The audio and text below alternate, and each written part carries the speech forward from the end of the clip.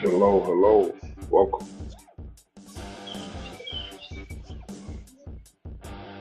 to the reading of the book of Enoch.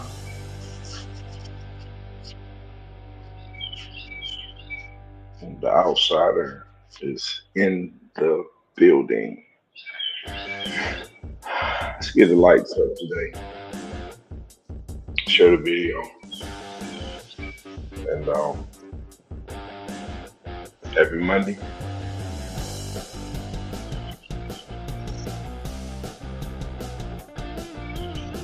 Happy Monday.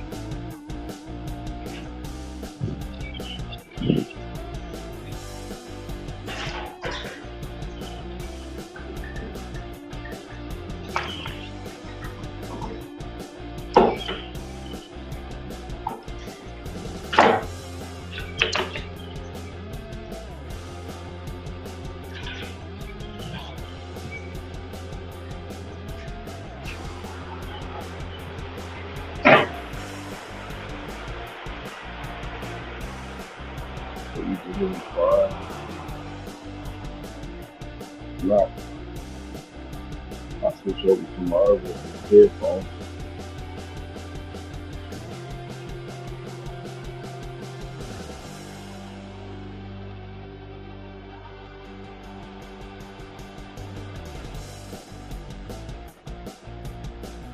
June 10th. June 10th.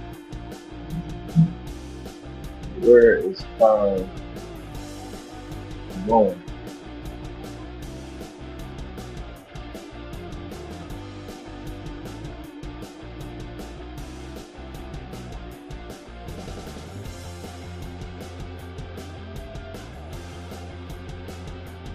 Where is time going?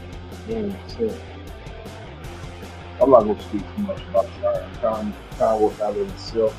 We do have the book of Enoch today. We have a few TikTok and unknown files we will be analyzing today. And yeah,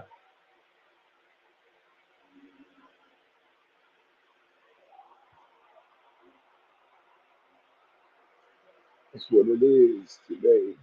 We just wait for that 3 minute mark. We're almost there. Okay, so we are now at the 3 minute mark and say a word of prayer and we get right into it. Thank you, Father, for another day that you've made down here. God that sits high above the firmament. Thank you for life, health, and strength. Forgive me for anything I've said, done, thought, saw, walked, touched, tasted, that wasn't pleasing in your sight. Forgive me today and for my yesterday. Um, I just ask that you help those that touch this live on today, strengthen us, help us to be mouthpieces for you. And as we analyze this book, help us to see what you will have for us to see, hear the things that you will have for us to hear, that your will be done in earth as it is in heaven. Lord, I ask that you come down, sit or stand with me, Spirit of truth be here, so that we can absorb nothing but the absolute truth from this book today. And I just thank you and praise you for all things, because you created all things, both small, great, anything that we see, anything that we can touch, you created all things. And I thank you for those things. But I just ask that you be here and do something special for us today, that we know it's you. In your son Emmanuel's name I do pray. Amen.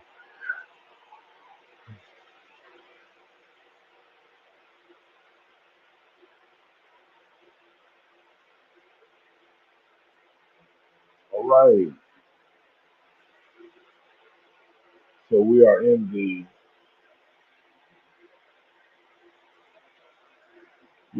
forest today because we're about to tap into the unknown. And tapping into the unknown is it can be very, very creepy. The not knowing,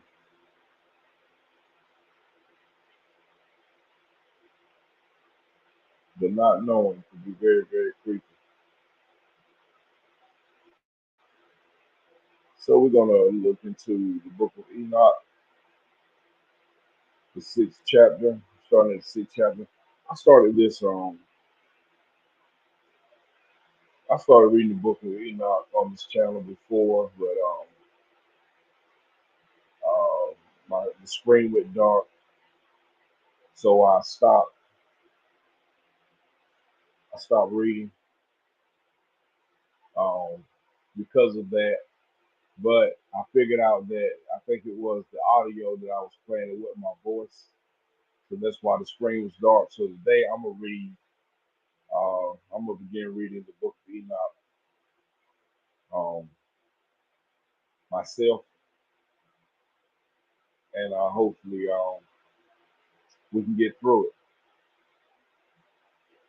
So this is Enoch chapter 6, starting at verse 1. They consider how the trees, when they put forth their green leaves, become covered and produce fruit, understanding everything and knowing that he who lives forever does all these things for you. That the works at the beginning of every existing year, that all his works are subservient to him and invariable. Yet as God has appointed, so are all things brought to pass. They see to have they see to how the seas and the rivers together complete their respective operations. But you endure not patiently, nor fulfill the commandments of the Lord, but you transgress and eliminate his greatness, and magnanimate are the words in your polluted mouths against his majesty. Ye withered in heart, no peace shall be to you. Therefore your days shall you curse, and the years of your lives shall perish. Perpetual inflation shall be multiplied, and you shall not obtain mercy. In those days shall ye resign your peace with the eternal meditations of all the righteous, and sinners shall perpetually execrate you. Shall execrate you with the ungodly. The elect shall possess light, joy, and peace, and they shall inherit the earth. But you, unholy, shall be accused or accursed. Then shall wisdom be given to the elect, all of whom shall live and not again transgress by impiety or pride, but shall humble themselves, possessing produce,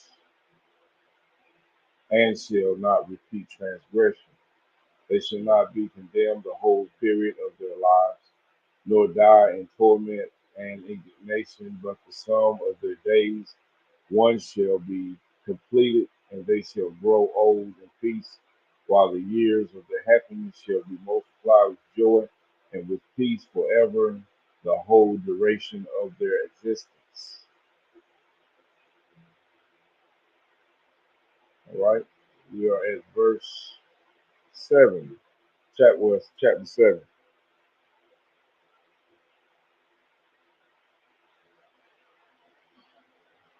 It happened after the sons of man had multiplied in those days that the daughters were born of them, elegant and beautiful. And when the angels, the sons of heaven, beheld them, they became enamored of them, saying to each other, come, let us select for ourselves wives from the progeny progeny of men, and let us begot children. Then their leader, Samyaza, said to them, I fear that you may perhaps be indisposed to the performance of this enterprise, and that I alone shall suffer for so grievous a crime. But they answered him and said, We all swear and bound ourselves by mutual execrations that we will not change our intention but execute our project undertaken. Then they swore all together and all bound themselves by mutual consecration, execrations. Their whole number was 200 who descended upon Artis, which is top of the Mount Armon. That mountain therefore was called Armon because they had sworn upon it a bound themselves by mutual execration. These are the names of their chiefs: Samyza, who was their leader, Uraka Beramil, Akabil, Atimiel, Uramil, Daniel, Azkiel, Sarapina, Asael, Amars, Barel, Anayan, Zivivi, Sam Saville, Artiel, Turiel, Yamiel, Azariah. These were the perfects of the 200 angels and the remainder which are with them. Then they took wives, each choosing for himself whom they began to reproach and which whom they cohabited, teaching them sorceries, inclinations, and the dividing of roots and trees. And the women conceiving brought forth giants, whose stature was with 300 cubits. They devoured, which was the labor of men produced until it became impossible to feed them. When they turned themselves against men in order to devour them, and began to injure birds, beasts, reptiles, and fish, to eat their flesh one after another, and to drink their blood, then the earth reproved the unrighteous. We are now at chapter 8.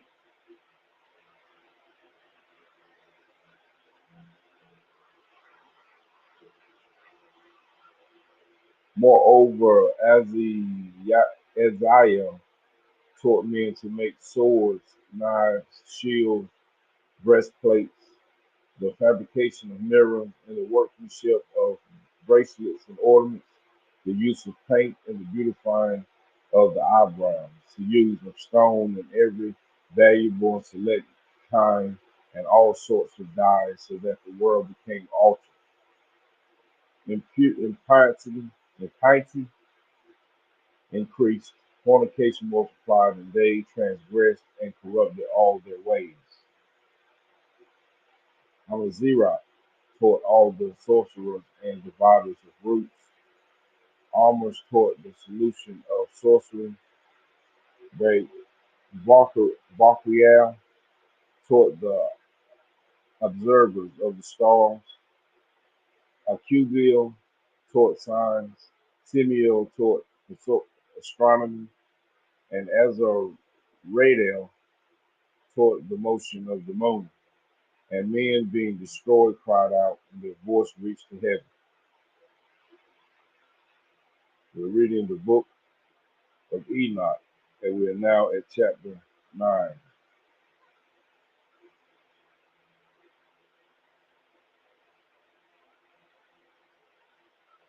Then Michael and Gabriel, Raphael, Sariel, and Uriah looked down from heaven and saw a quantity of blood which was shed on earth, and all the iniquity which was done upon it, and said one to another, It is the voice of their cries.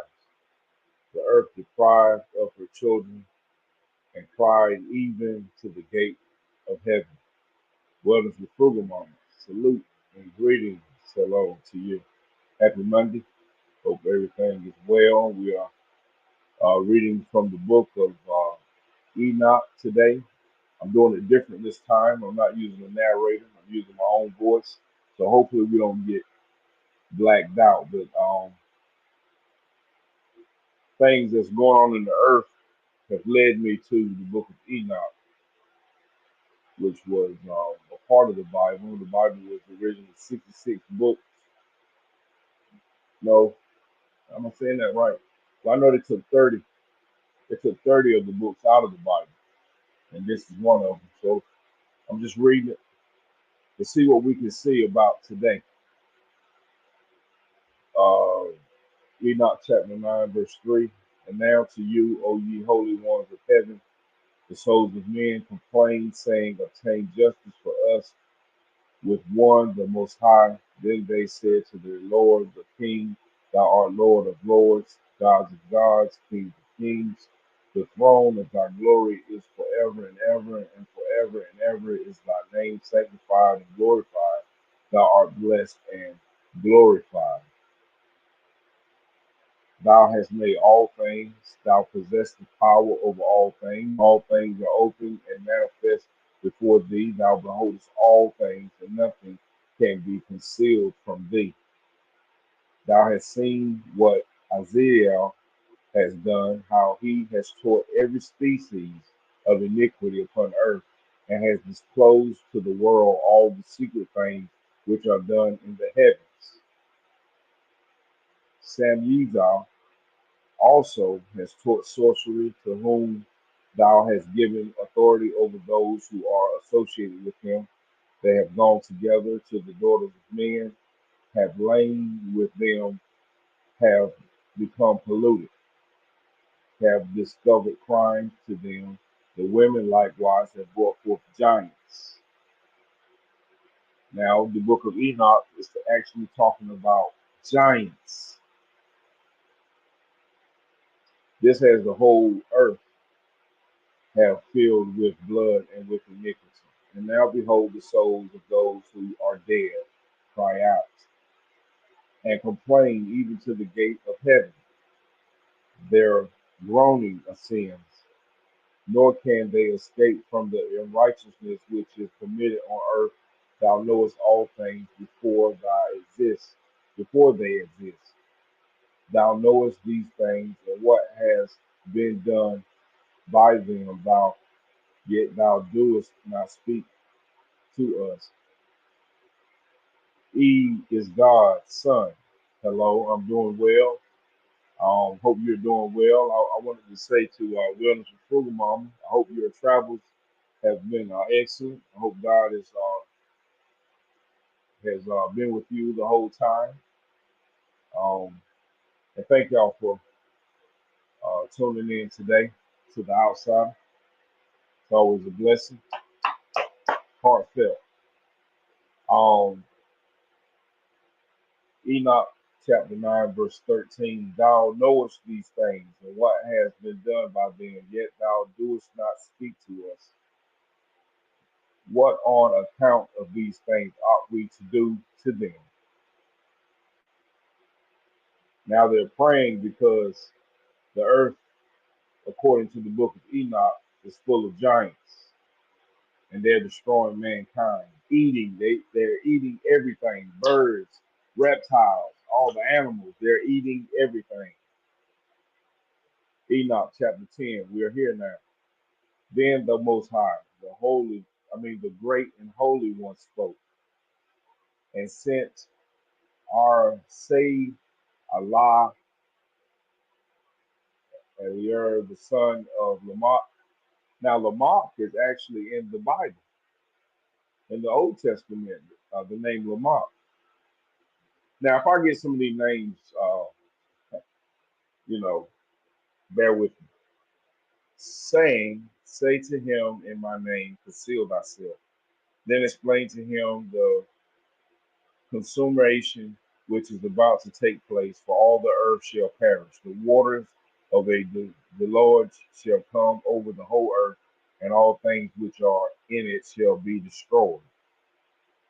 So apparently, what's going on right now is um, either Noah is in the process of building the ark, or he's having the dreams about the ark. Even though Noah is not mentioned right now as we read, he's not available to us right now. But we know he's either in a dream or him and his sons are out preparing to make the ark, according to what's going on in the book right now. And now teach him how he may escape and how his seed may remain in all the earth. Again, the Lord said to Raphael, bind Azaliah hand and foot, cast him into darkness, and opening the desert which is in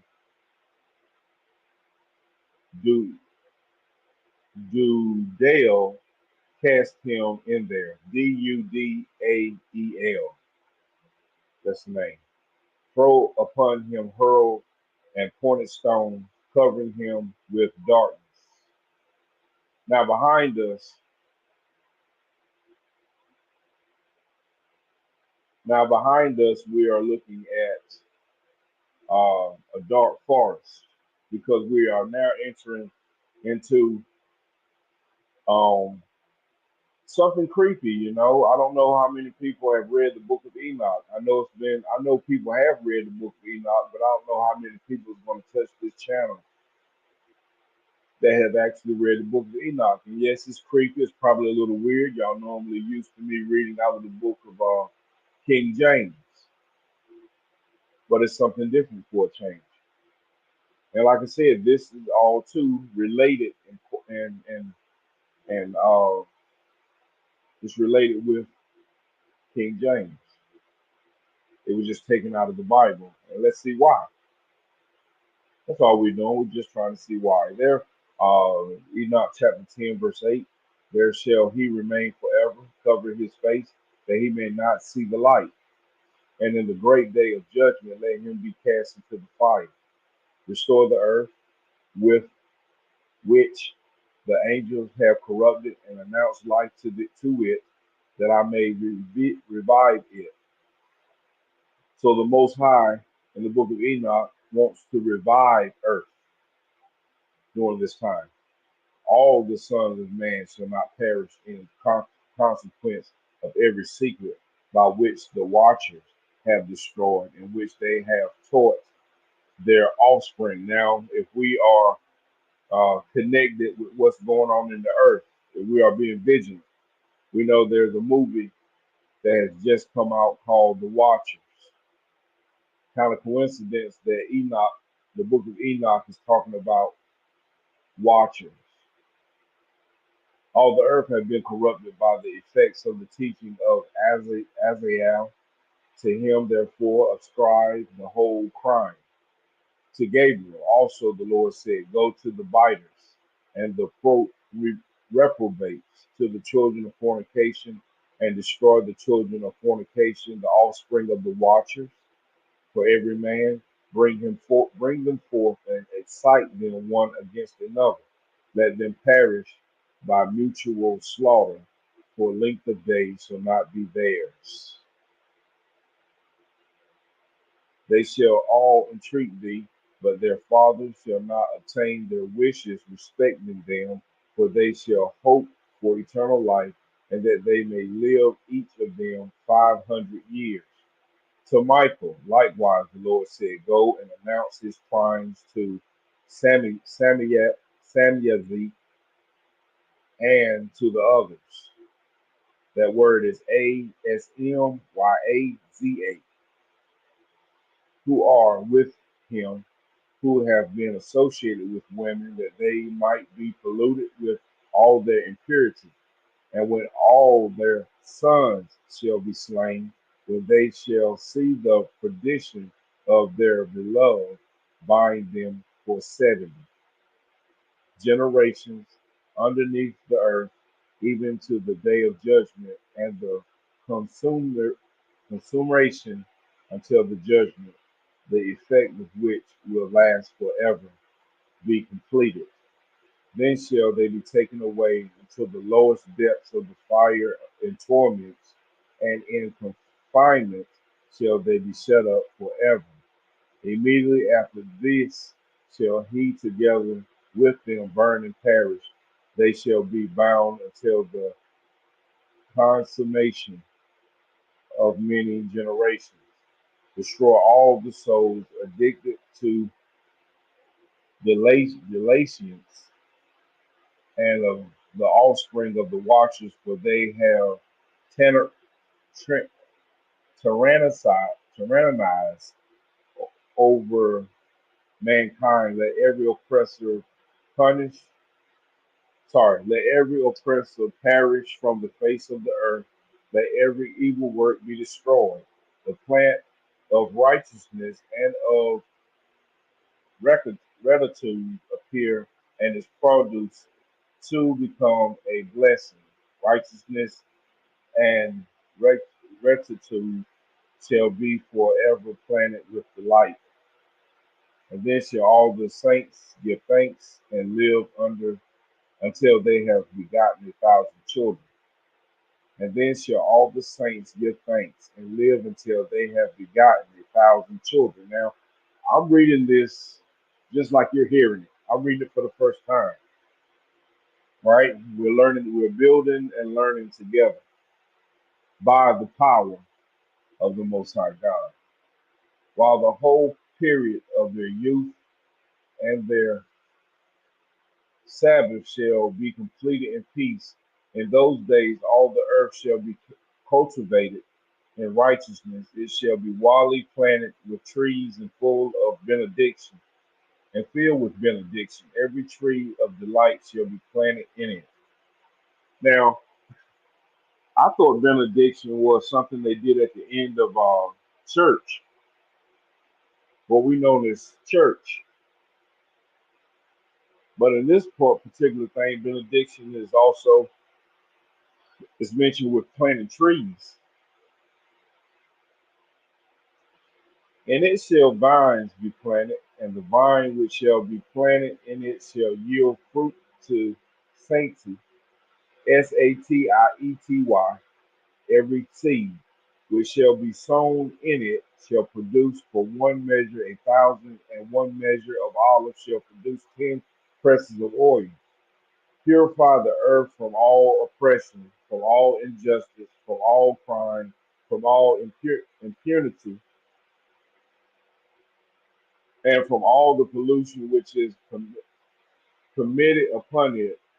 Exterminate them from the earth. Now, this is, according to what we're reading, this is before Noah, his dream of the ark or him building the ark. Then shall all the children of man be righteous, and all nations shall pay me divine honors and bless me, and all shall adore me. Then the earth shall be cleansed from all corruption, from every crime, from all punishment, and from all suffering. Neither will I again send a deluge upon it from generation to generation forever. In those days I will open the treasures of blessings which are in heaven, that I may cause them to descend upon earth and upon all the works of and labors of men or man. Peace and equity, peace and equity shall associate with the sons of man all the days of the world in every generation of it. So there's a promise here of peace and security in the earth and treasures being poured out of heaven. I got to continue to read, y'all. I'm caught up now. I'm like, what's really going on?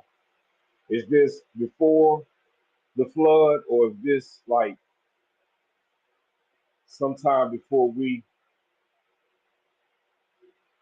hold on?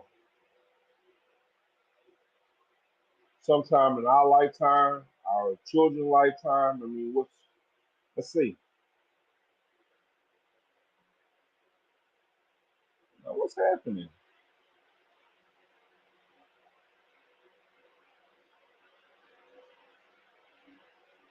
Hold on, I'm reading this from a app. Like I said, I didn't want to give a narrator. Uh, hold on. Okay. There is no chapter 11 on this app. So we have to go. Wow. No chapter 11 on the app. So we're going straight to chapter 12, straight to chapter 12, verse 1. Before all these things, Enoch was concealed, nor did any one of the sons of man know where he was concealed, where he had been, and what had happened. So Enoch is right now at this point of the read.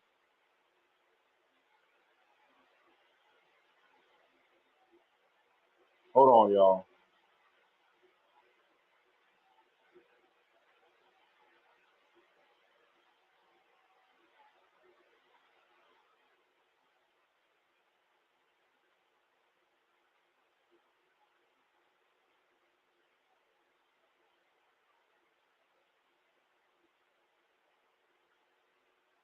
Some people don't realize when you're doing something,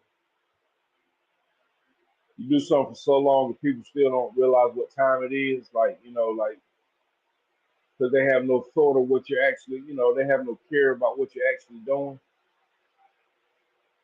It's incredible. Um, he was Wally or WHOLLY engaged with the holy ones and with the watchers in his days. Now, like I said, there's a movie out right now, y'all, called Watchers. I, Enoch was blessing the great Lord and King of Peace. And behold, the watchers called me Enoch, the scribe. Then the Lord said to me, Enoch, scribe of righteousness, go tell the watchers of heaven who have deserted the lofty sky and their holy everlasting station, who have been polluted with women, and have done as the sons of man do by taking to themselves wives, and who have been greatly corrupted on the earth, that on the earth they shall never obtain peace and remission of sins, for they shall not rejoice in their offspring. They shall behold the slaughter of their beloved, shall lament for the destruction of their sons, and shall petition forever, but shall not obtain mercy and peace. We have to know where we are down here, what we are, who we are, where we're from, all of that. All of that. If we're hearing this, it's saying from generation to generation, and then it's saying forever. I want to read 7 again. Chapter 7, Enoch chapter 7, chapter 12, verse 7. That on the earth they shall never obtain peace and remission of sins. They shall not rejoice in their offspring. They shall behold the slaughter of their beloved, shall lament for the destruction of their sons, and shall petition forever, but shall not obtain mercy and peace. Wow.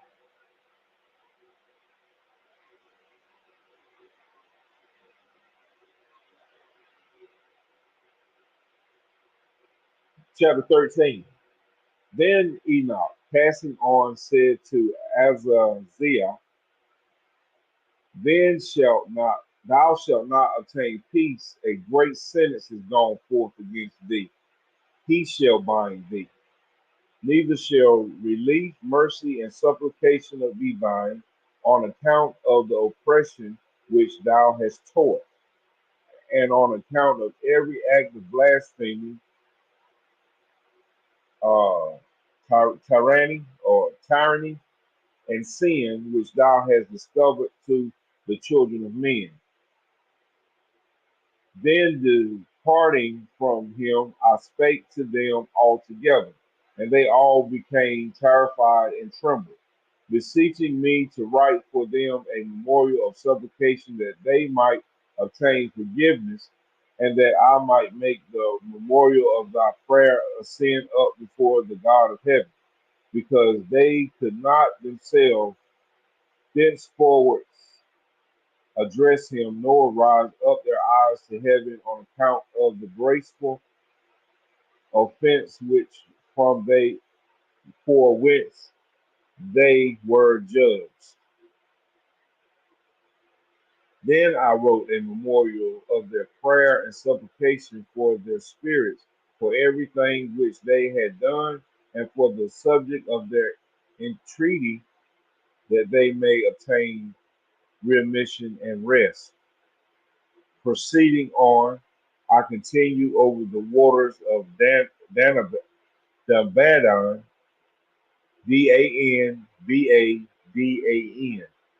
which is on the right of the west of Armon, reading the memorial of their prayers until I fell asleep.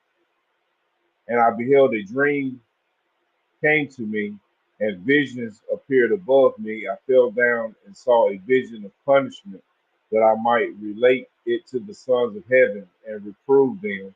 When I awoke, I went to them, all being collected together, stood weeping in, I'm going to just spell the word out, Oubelseyal,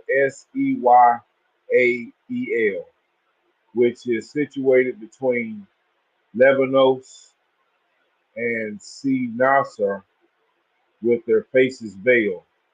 I related in their presence all the visions which I had seen in my dream, and began to utter these words of righteousness, reproving the watchers of heaven. I'm trying to grab and capture everything I'm reading. See, that's the thing, right?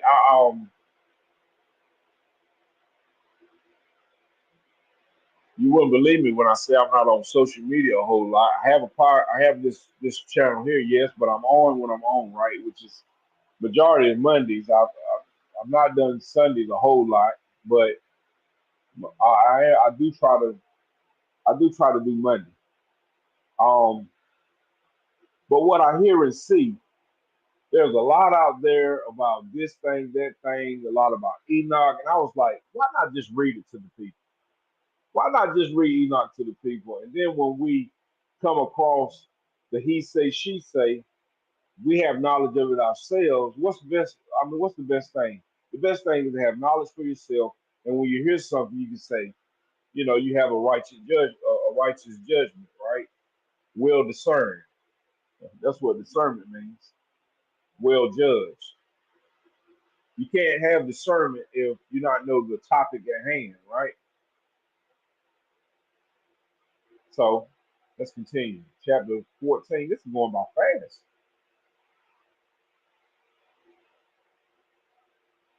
Lord. Chapter 14, Enoch. This is the book of the words of righteousness and of the reproof of the watchers who belong to the world, according to that which he who is holy and great commanded in the vision. I perceived in my dream that I was now speaking with a tongue of flesh and with my breath, which is the mighty one who has put into the mouth of men that they might converse with it and understand with the heart as he has created and given to men the power of comprehending the word of understanding. So has he created and given to me the power of reproving the watchers, the offspring of heaven. I have written your petition, and in my vision it has been shown me that what you request will not be granted you as long as the world endures. Now, I keep hearing the words when it says the offsprings of heaven, and then it talks about that these are from heaven, but Jesus is the only begotten, right? He's the only one that was born of an actual woman. Not these other ones, nah. The other ones, nah. It ain't like that. But if we remember from this channel, reading the Bible, in the book of in the New Testament, I think it's Genesis, when they was building the Tower of Babel,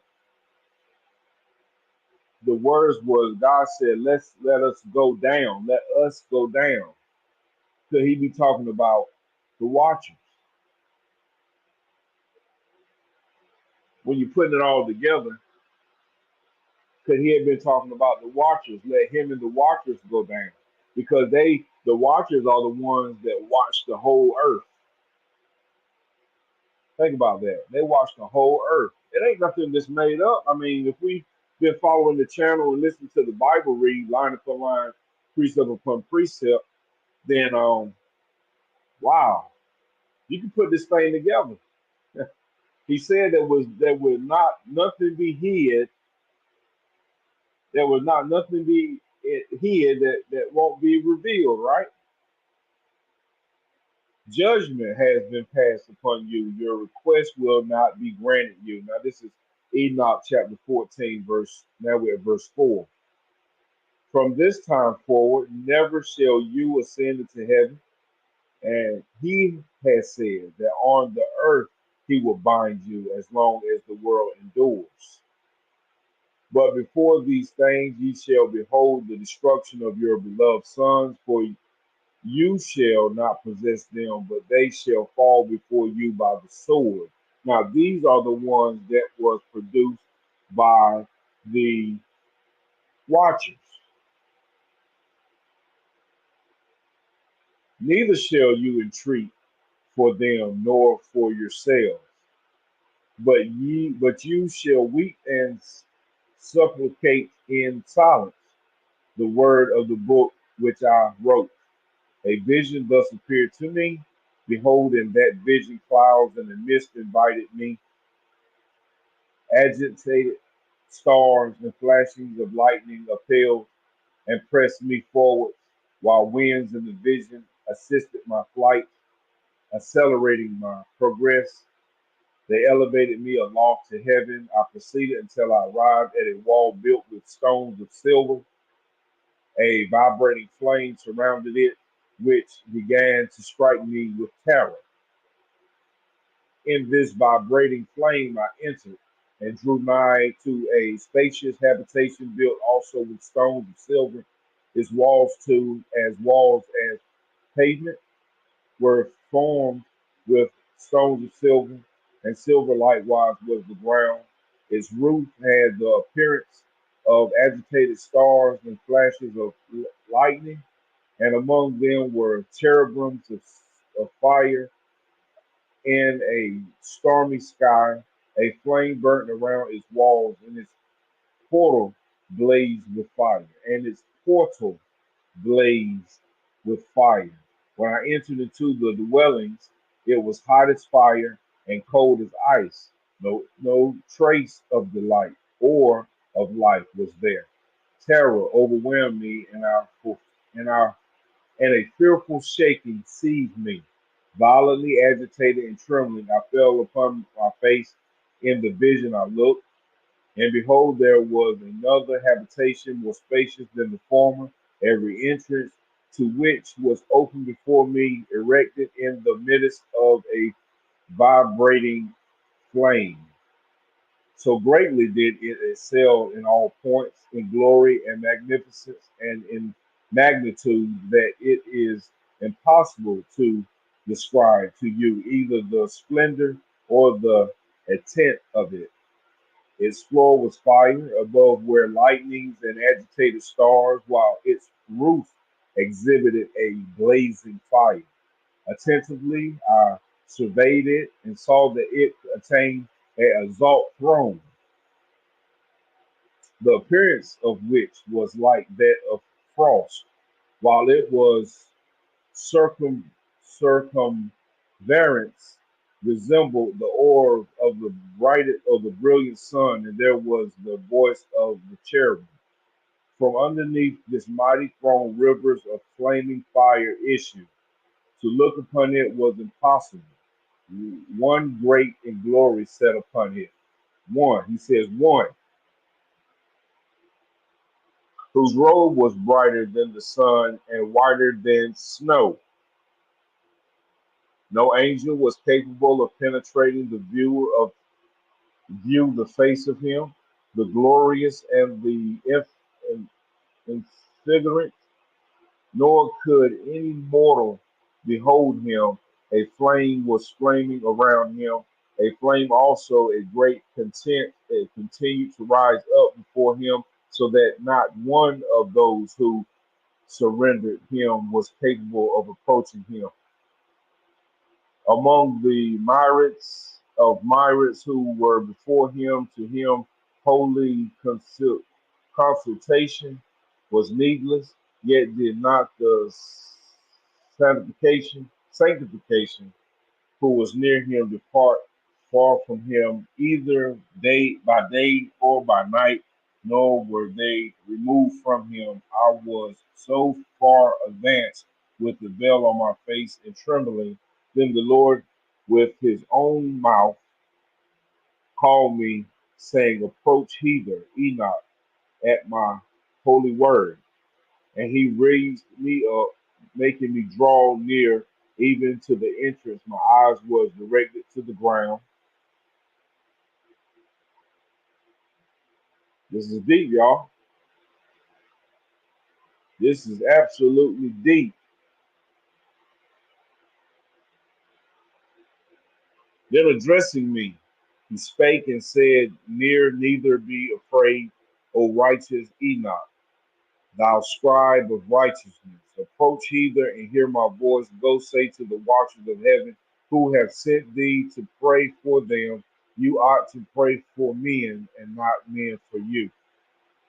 Wherefore have you forsaken the lofty and holy heaven which endures forever, and have lain with women, have defiled yourselves with the daughters of men, have taken to yourselves wives, have acted like the sons of the earth, and have begotten a impious offspring.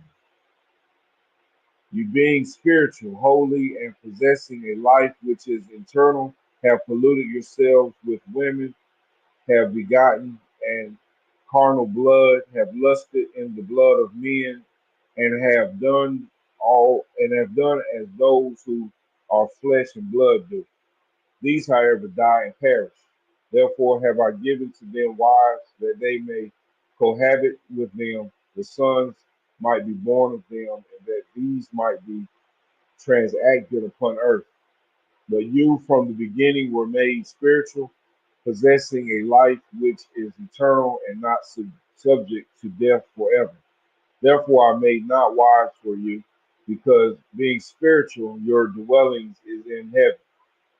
Now the giants who lay being born of spirit and of flesh shall be called upon earth evil spirits, and on earth shall their inhabitants.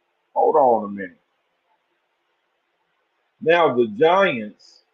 This is Enoch chapter 15, verse 8. Now the giants who lay, Lade, or lie, how you say that, being born of spirit and of flesh, shall be called upon earth evil spirits, and on earth shall be their habitation. Evil spirits shall proceed from their flesh, because they were created from above. From the holy watchers was their beginning, and primary foundation. Evil spirits shall they be upon earth, and the spirits of the wicked shall they be called. This is interesting, and then to get deep, is it or is it not? Get deep.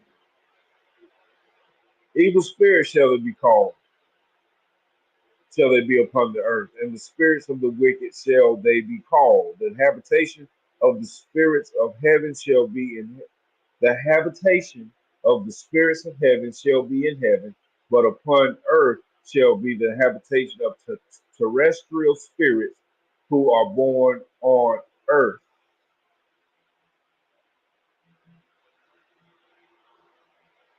Like I said, I'm reading this with you for the first time. And what is Enoch talking about now? is being talked about heavy today, about what people have seen and what people are hearing. I like to be involved with the ones that have seen it, not just heard it, because anybody you can hear anything, but to see it is a different story. The spirits of the giants shall be like clouds, and shall oppress, corrupt, fall, contend, and bruise upon the earth. They shall cause lamentation. No food shall they eat. They shall be thirsty. They shall be concealed, and shall not one rise up against the Son of Men and against women, for they come forth during the days of slaughter and destruction.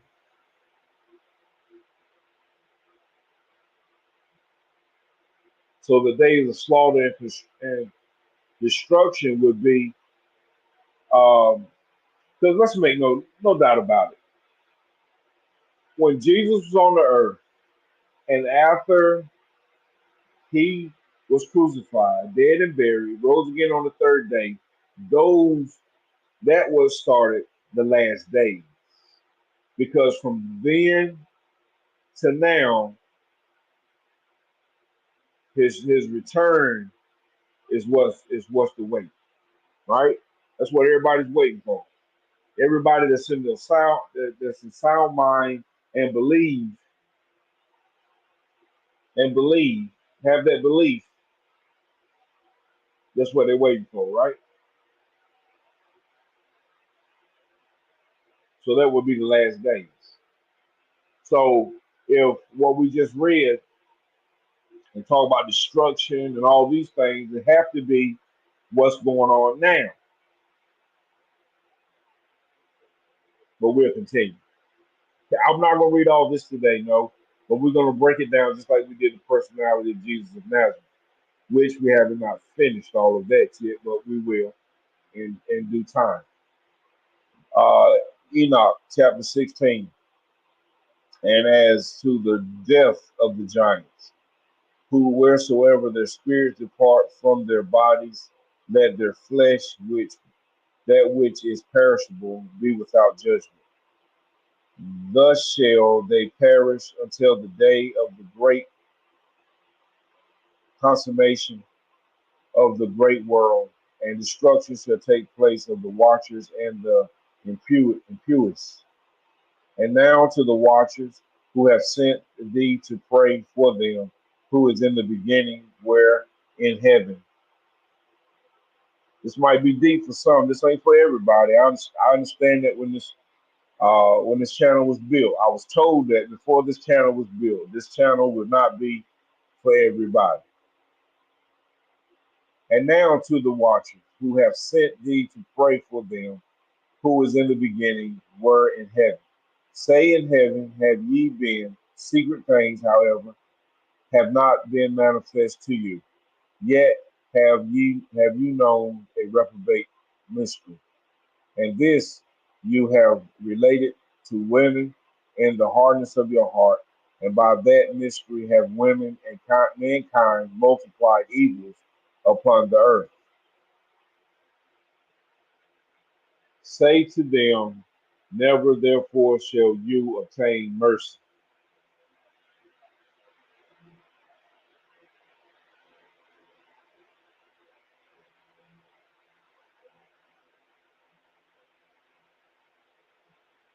Chapter 17, this is going by pretty quick.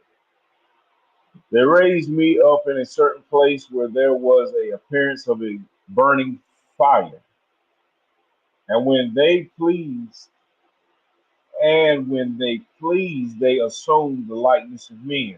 They carried me to a lofty spot, to the mountain, the top of which reached to heaven. They carried me to a lofty spot, to a mountain, the top of which reached to heaven. And I beheld the receptacles of light and of the thunder at the extremities of the place where it was deepest. There was a bow of fire and arrows in the quiver, a sword of fire, and every species of lightning. Then they elevated me to a babbling stream, and to a fire in the west, which received all the settings of the sun. I came to a river of fire which flowed like water and emptied itself into the great sea westwards.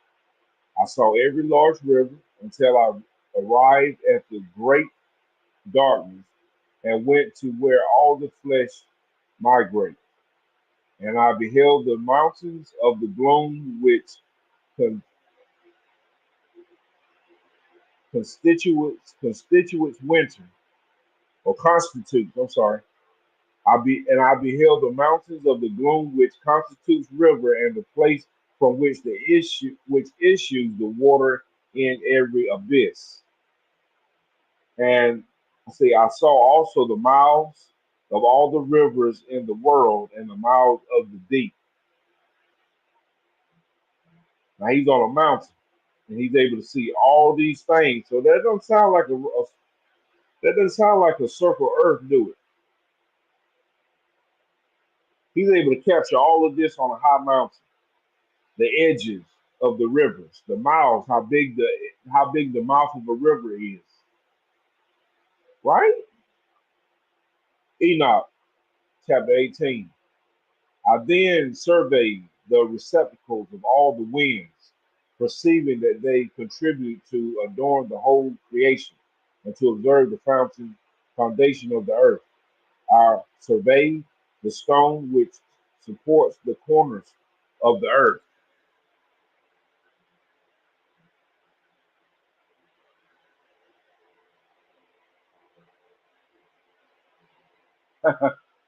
Man, that's like that was just like a fly squat hitting a fly right then, right? What did he not just say? What did he just say? I surveyed the stone which supports the corners of the earth. Now, 30 books in the Bible was taken out. This is one of them.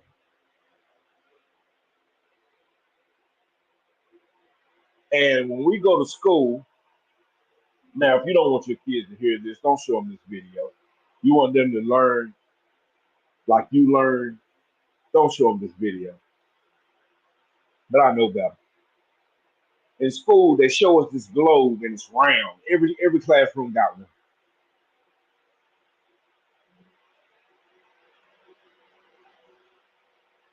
That's the first. That's like the first mistake. Every classroom has one. But Enoch just telling us that he's on the top of a mountain and there's corners of the earth.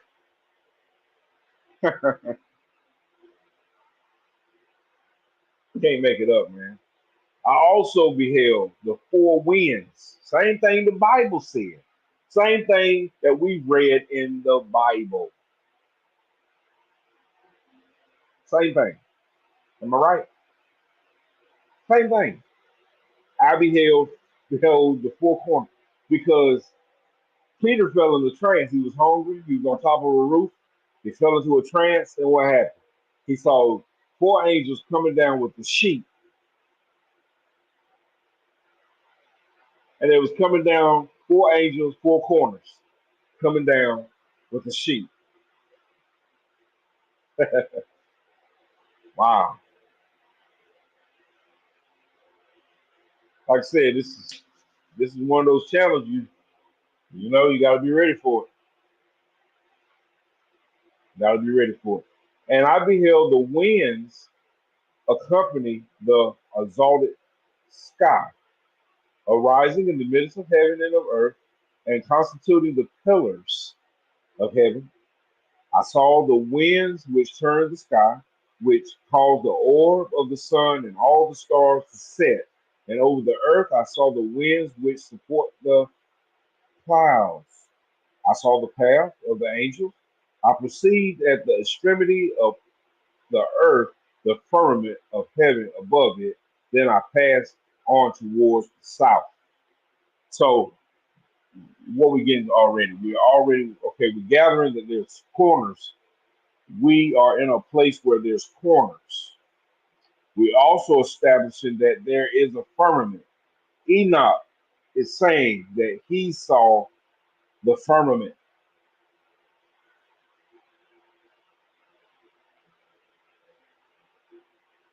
So if you happen to bypass anybody or anybody promoting that there's no firmament, that the earth is round,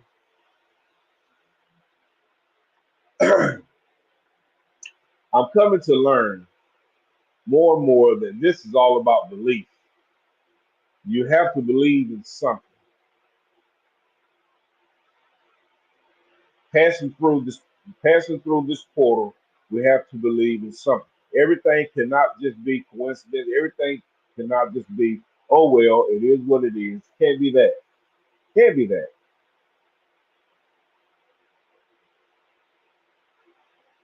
And there is a such thing as truth.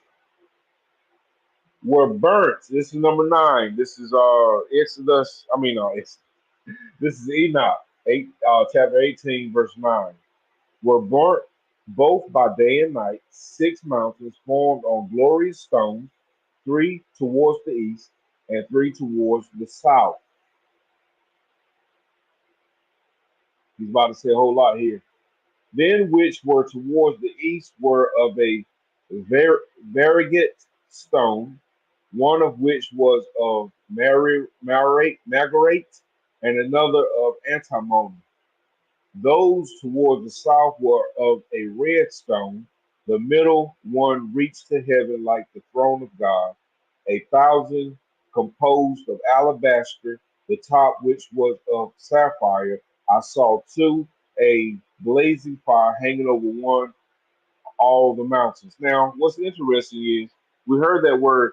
You know me, I like to, well, if you don't know me, and you just enter this channel, I like to compare words that's already in the Bible. This was taken out of the Bible, but I do remember hearing about sapphire in the New Testament. I'm also aware of the lady with the alabaster box who used her hair to wipe Jesus' feet because she was crying and her tears washed his feet. Her hair was used to wipe his feet. If you never heard of that, you just heard of the memorial of the lady who prepared Jesus for his burial. So praise God for that.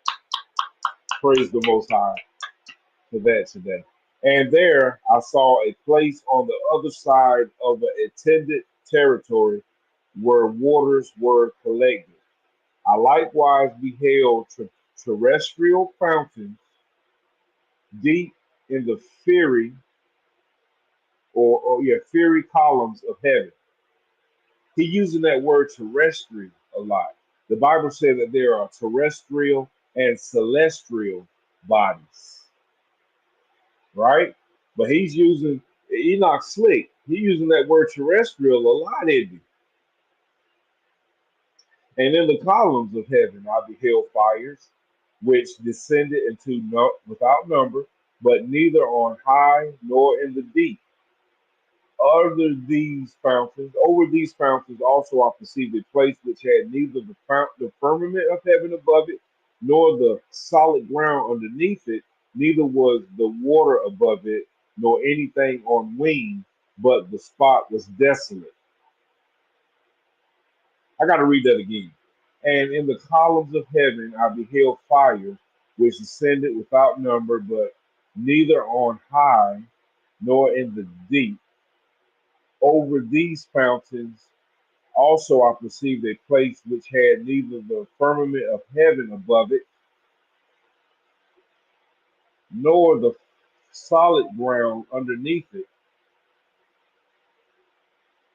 neither was there water above it, nor anything on wing, but the spot was desolate. Now, Enoch slick. Enoch had just verified, once again, he verified the firmament more than once already. He's also verified that there's water above us. That blue we see, water above us. Can't make it up. But the spot was desolate. So he's in a place now where there's nothing. He's in a space in heaven. He said there's columns. So he's in a place in heaven where there's absolutely nothing.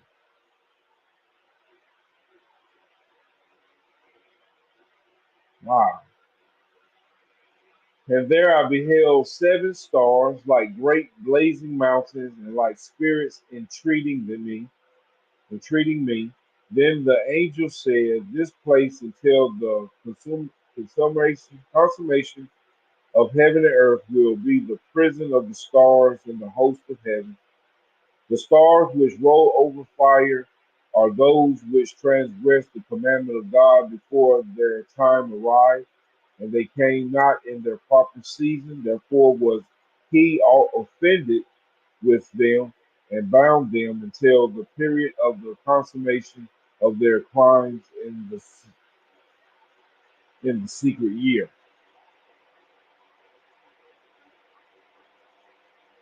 So Enoch, being righteous of God,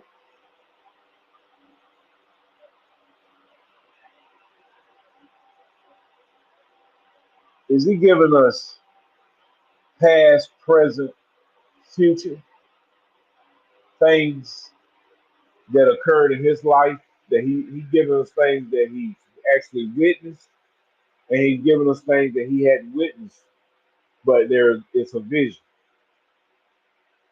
Could happen.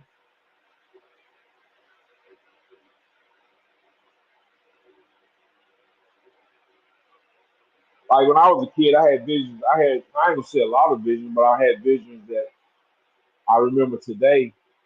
And some of the things that I saw are happening today, or I'm hearing that's happening, or the Bible said they're going to happen. So only thing you can do is just wait on those things. But wow,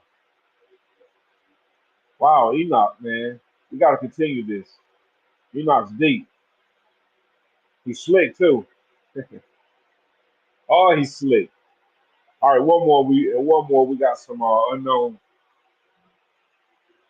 We got some unknown files to look at today. Share the video out if you can. If you can't, I understand. Then Uriel said, "Hear the angels who cohabited with women appointed their leaders." Excuse me. This is Enoch chapter 19. And being numerous in appearance made men profane and caused them to err, so that they sacrifice to devils as to gods. That's lowercase gods. For in the great day there shall be a judgment with which they shall be judged until they are consumed, and their wives also shall be judged, who laid astray the angels of heaven, that they might salute them. Like I said before, behind me we are in the dark forest because we are maybe touching a creepy subject. Nobody, maybe a lot of the people out there that don't understand why the book of Enoch exists. Why is it important?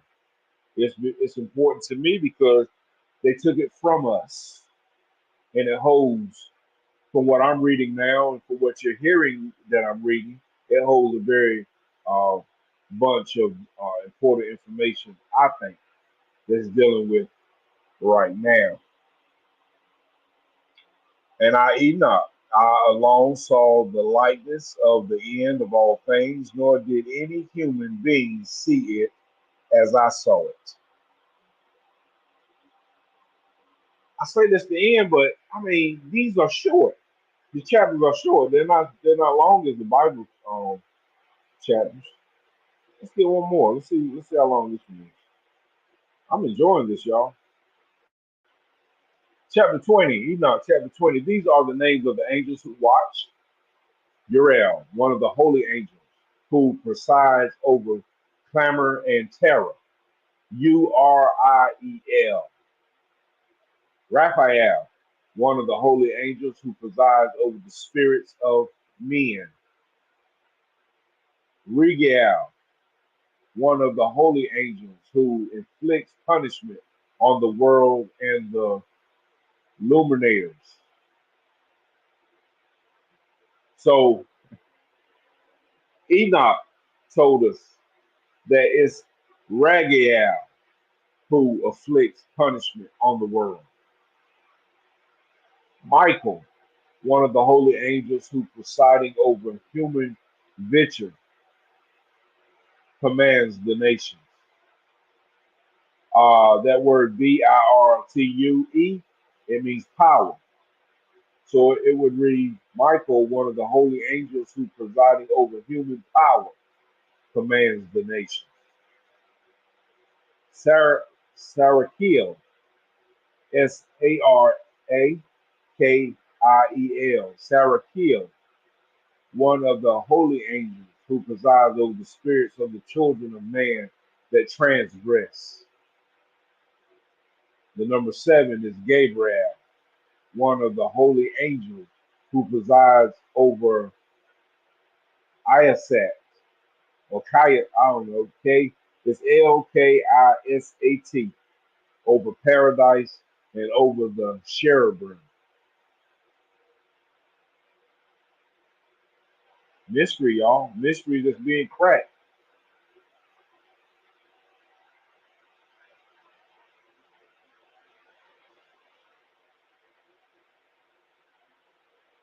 21, chapter 21, I made a circuit to a place in the which nothing was completed. And there I beheld neither the tremendous workmanship of an altered heaven, nor of an established earth, but a desolate spot compared and terrific. There too I beheld 7 stars of heaven bound in it together like great mountains and like a blazing fire.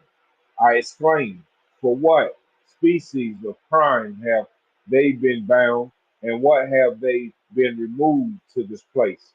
Then Uriel, one of the holy angels who was with me and who conducted me, answered, Enoch, wherefore doest thou ask? Wherefore reason with thyself and anxiously inquire? These are those of the stars which have transgressed the commandment of the Most High God, and are here bound until the infinite numbers of the days of their crimes be committed. I'm sorry, completed. For thence I afterwards passed on to another terrific place, where I beheld the operation of a great blazing fire and glittering, in the midst of which there was a division. Columns of fire struggled together in the end of the abyss, and deep was their descent, but neither its measurement nor magnitude was I able to discover, neither could I perceive its origin. Then I exclaimed, how terrible is this place, and how difficult to explore. Uriel, one of the holy angels who was with me, answered and said, Enoch, why art thou alarmed and amazed at this terrific place, at the sight of this place of suffering? This he said in the prison of the angels, and here they are kept forever. Look at that word forever, y'all. Forever is a long time, and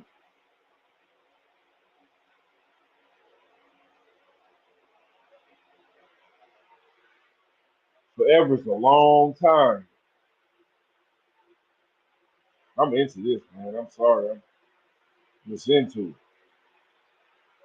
I didn't know it was gonna take me here today. Enoch chapter 22. From hence I proceeded to another spot, where I saw on the west a great and lofty mountain, a strong rock, and four delightful places.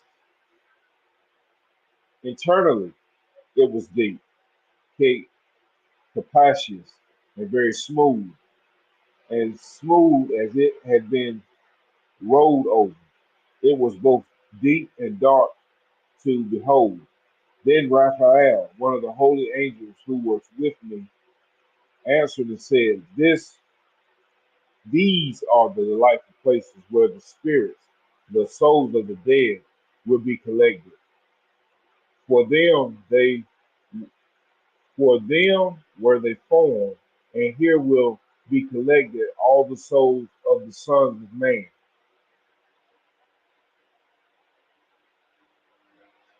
Wow. These places in which they dwell shall they occupy until the day of judgment and until their appointed period. They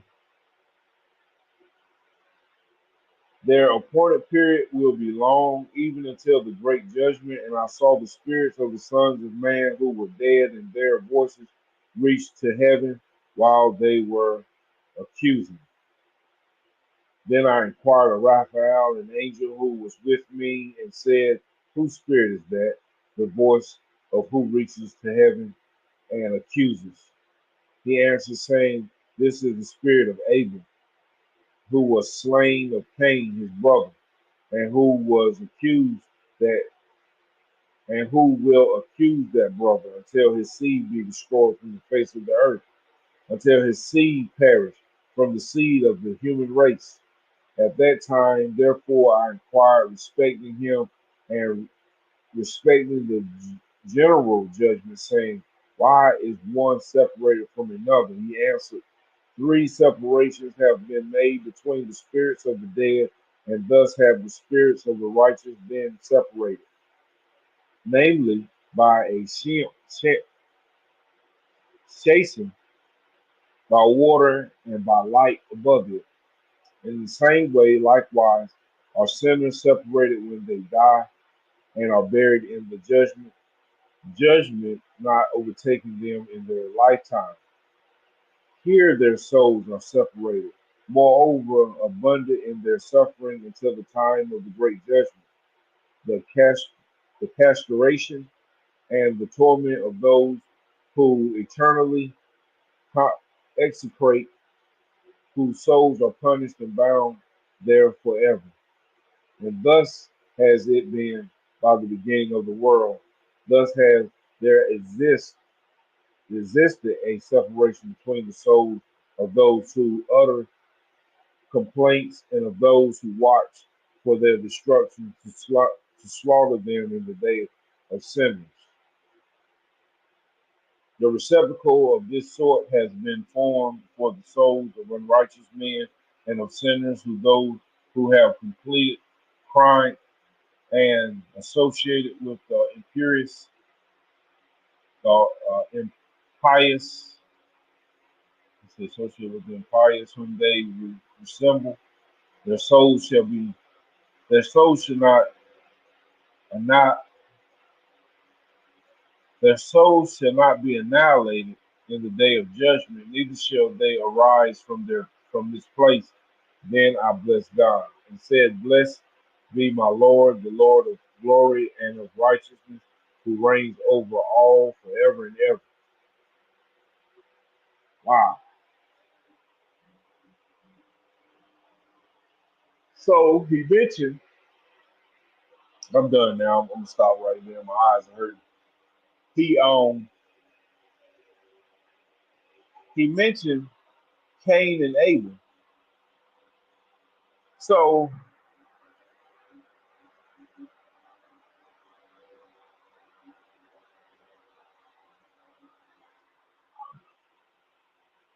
I'm kind of I'm kind of thinking that this book, if it was in the Bible today, it would be um,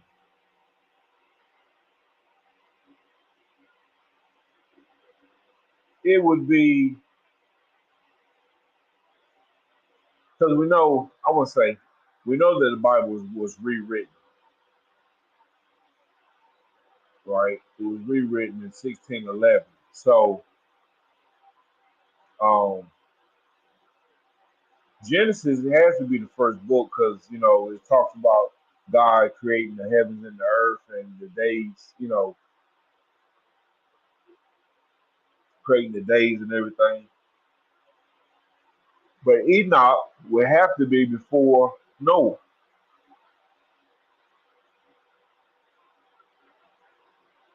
Now I know, theologians and scholars and prudent and wise would argue with me about it, which is fine. But just listening to what I've read so far, it would appear that Enoch would be before Noah. He would be after Adam and Eve, but before Noah, because he's talking about the destruction of the earth, and he's talking about giants and all these things. Which um, there's a lot to this book that we'll try to tap into about the power of God. But so far, that's what I've got. That's what I've got so far. That he's before Noah, after Adam and Eve, and that part of the Bible has been from us. But I thank the Lord for this powerful read today. Hope y'all enjoyed the book of Enoch as I did. I got to make sure I remember that I stopped at chapter 2, 22. Let me put it in my notes right quick.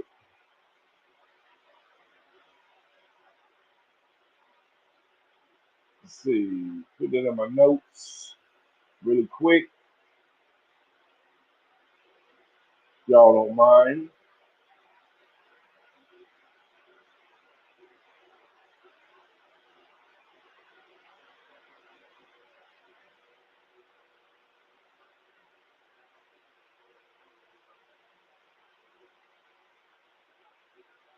Okay, so let me change my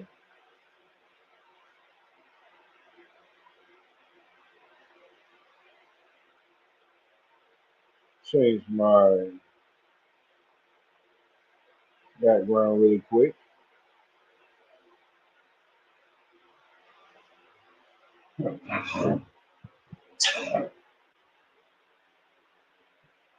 Just really, really quick. I'll be right back. Hmm.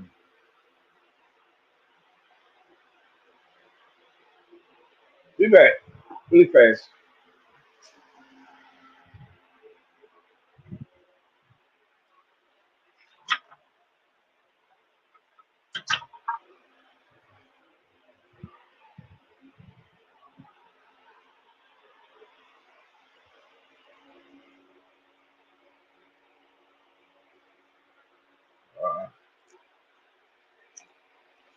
Okay. Watch this fail.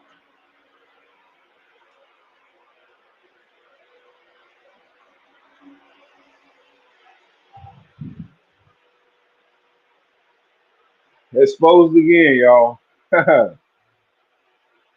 My back screen fell down, but it's all good. We're gonna keep right on getting.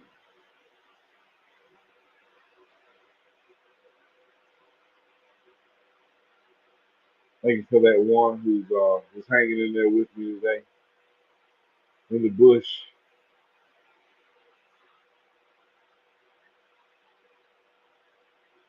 Thank you, thank you, thank you.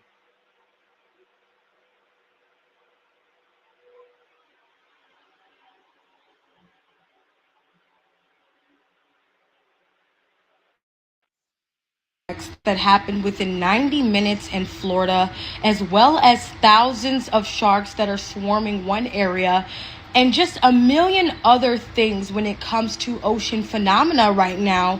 And it has me thinking about the Leviathan. And I've been following this weird blob that has been popping up on the coast of Africa on and off for a few months now, and it is unexplained and no one knows what it is. And things like this, a rare 7-foot fish that washed ashore on Oregon's coast. And then people start seeing things like orcas in the Gulf of Mexico, and this was just yesterday, right around the same time those shark attacks happened. And Leviathan is actually referenced in the book of Enoch, something that I've been telling you guys to read since all these coincidences have been coming out surrounding the movie The Watchers, who are also in the book of Enoch. I'm going to read to you the excerpt out of the book of Enoch that talks about Leviathan, and some people say it could be global warming or whatever the case may be, but it's biblical. We have been seeing a lot of biblical stuff. So, in chapter 60 of the book of Enoch, verse 7, it says, "And on that day were two monsters parted, a female monster named Leviathan, to dwell in the abysses of the ocean over the fountains of the water. But the male is named Behemoth, who occupied with his beast a waste wilderness named Dudian, on the east of the gardens where the elect and righteous dwell, where my grandfather was taken up, the seventh from Adam, the first man who the Lord of spirits created. And I besought the other angel that he should show me the might of those monsters, how they were parted on one day, and cast the one into the abyss of the sea, and the other onto dry land of the wilderness. And he said to me, Thou son of man, herein thou dost seek to know what is hidden. And then they went on to show Enoch what was hidden in the Leviathan. Also, if you do not have that book, it's literally in my TikTok shop, the exact one if you're interested in reading the book of Enoch. And there are also Jewish sources that describe the Leviathan as a dragon who lives over the sources of the deep. And this female Leviathan is least in multiplying the species, should destroy the world. But it is said that that female will be slain and reserving her flesh for the banquet that will be given to the righteous of the advent of the Messiah. And this is a giant ass female snake monster thing. You couple that with all the shit that I've been seeing literally in just the last couple of days, and that blob that we have been following for months and no one knows what it is.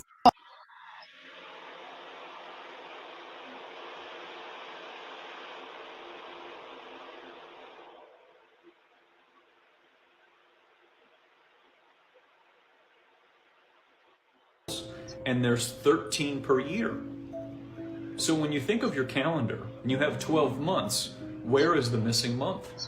Because you have 13 moon cycles per year, so where is the missing month? It's something we don't think about. You have 13 28-day moon cycles, but you only have 12 months in a year. Where is the off month? And this is why when I say connecting to the moon energy, you can see that the same cycle happens every single time. So where is that month that we're missing? And then you start to say, well, what season are we actually in then? Because if we're always missing basically a month all the time, then that would mean our timeline is very incorrect, or our calendar is very incorrect as well. You know, and as somebody just said, we switched to the Gregorian calendar and we messed up all our cycles. Yes, we did. And that's the thing. We don't even know what day or year we are in. This is where it gets crazy. You know, someone could say, well, today's 2023. According to who? Who told you we're in 2023? And then, what month are we actually in? And if you create this confusion, you can then control the people because they start to believe, well, I'm in 2023. Well, what happens if you were in 2023? Like 1023? Then what? You'd really start thinking things different. Because, you know, if you start thinking about the calendar and now everything's thrown off, you'd start there and go, oh my gosh, wait a minute, this is what year we're in? Wait, what month are we in? And then we start going, oh, well, what season am I in? And then who created that up too? Who made up that number? You know, that's the other part. You sit there and go, maybe, what happens if we're in like 5046? You know? And then you sit there and you think you're still driving a car with 20 miles to the gallon in 5046. I saw this video that what this guy saying it got to me a little bit because talk to God, you know, and my questions be all the time, like, why? I mean, I don't remember this personally when I was a kid. My mom telling me um, that time, time is going back tonight. You know, so you got to set your clocks back. I mean, I don't remember. I don't remember her telling me that. I don't remember my pops. I don't remember him telling me that. And now it's been going on for some time now since I'm aware that time goes back and forth, and it's like messing with it like that. I mean, what he's saying, I always felt that way. Like, how do we really know what time, what day we're actually in if we could just uh, take the time back and we could just play with it like that. And when I sing this, I was like, ooh, I want to share this. I want to share this with someone else because I'm always like, I'm that person. Like he is, I'm that guy. And it's just amazing. Like, and it's a lot. Some more or less. It's a lot of us in the earth. It's a lot of us. That's just homebodies. I mean, we work for a living. We just, but it's like when we see stuff like this, we don't ask questions or we don't stand up against it. Like, why are we changing time? All the time we do it. And it's weird. I don't think, like you said, we don't know where we are, really. It's crazy.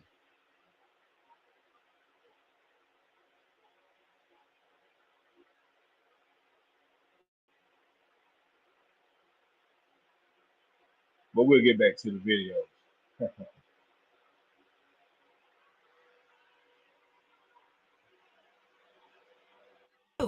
And I want you to come with me. Hope you stay meaning. What if the black market, as to what you think it is, what if it's really not that?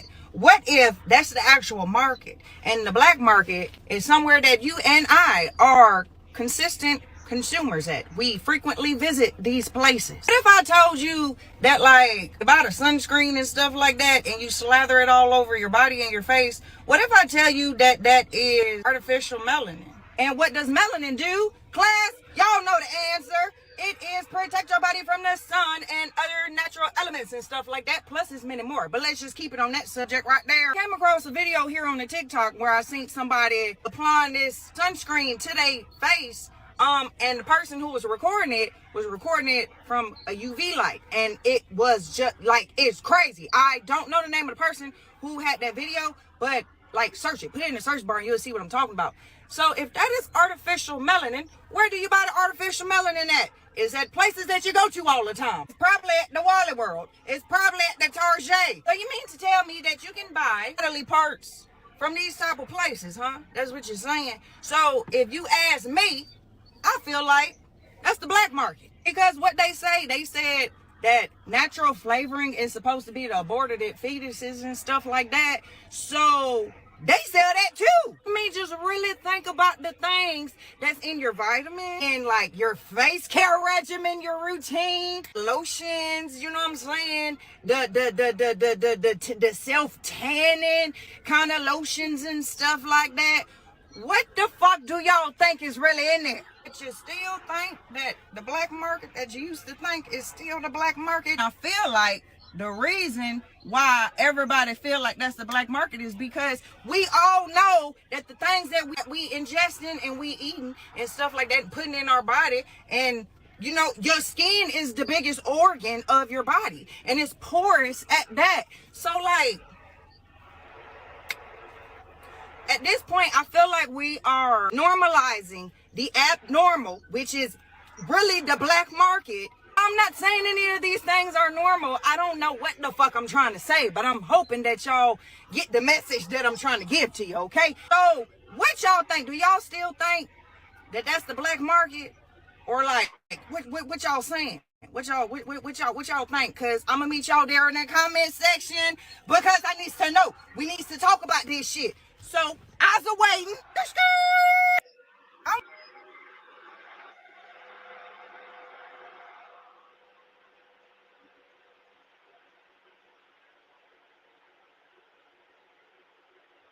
to the Bohemian Grove Club. The Bohemian Grove Club is the place located in the woods of California. It is a club filled with the world's most powerful people and the world's wealthiest. It has around 2,600 members. I'm talking politicians, actors, artists, presidents, writers, mostly anyone with a big name that possesses a lot of power. And there's still a huge waiting list of powerful people waiting to join. Each year they meet up to discuss what's gonna happen next in the world. JP Morgan was a part of this club, Clint Eastwood, and even Ronald Reagan. It's more like a cult than a club. People like Albert Einstein and Robert Oppenheimer even discussed the Manhattan Project there, which led to the world's first atomic bomb, taking the lives of millions of people. When it goes down, they worship an ancient owl god statue, in which they give fake sacrifices to. Yeah, they make a human shape out of sticks and twigs and put it in the fire. Hail Fellowship's eternal flame. Once again, midsummer sets us free.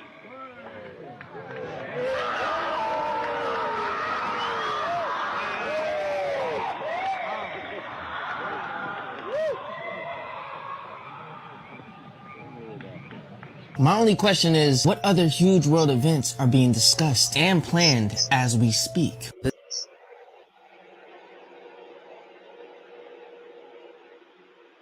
Y'all know my motto: do your own research. Like great value and then the regular brands, right? Listen to this theory, right? It might shock you a bit. So they have Cool Whip, then just the normal whipped cream. I bet you didn't know it's all made by the same company. It's just that great value goes to the same manufacturers and they just get it made cheaper without the branding, like no brand name. So, you know, the canned vegetables, right? The big name brand is called Green Giant, and the great value ones are also made by Green Giant. It's the same with cereal. There's this store called Aldi, right? Now this store is known for having the best products that match up to the big name brands. That's how they promote their store. So if you go into Aldi, they have this brand called Millville. And all their cereals are replicas of cereals like Cinnamon Toast Crunch, Cookie Crisps, and Rice Krispies. And they look so similar, but are all made by Millville. The real name brand is made by General Mills. They dug deep and found out that Millville is the same thing as General Mills. It's the exact same. They even taste the exact same, like literally.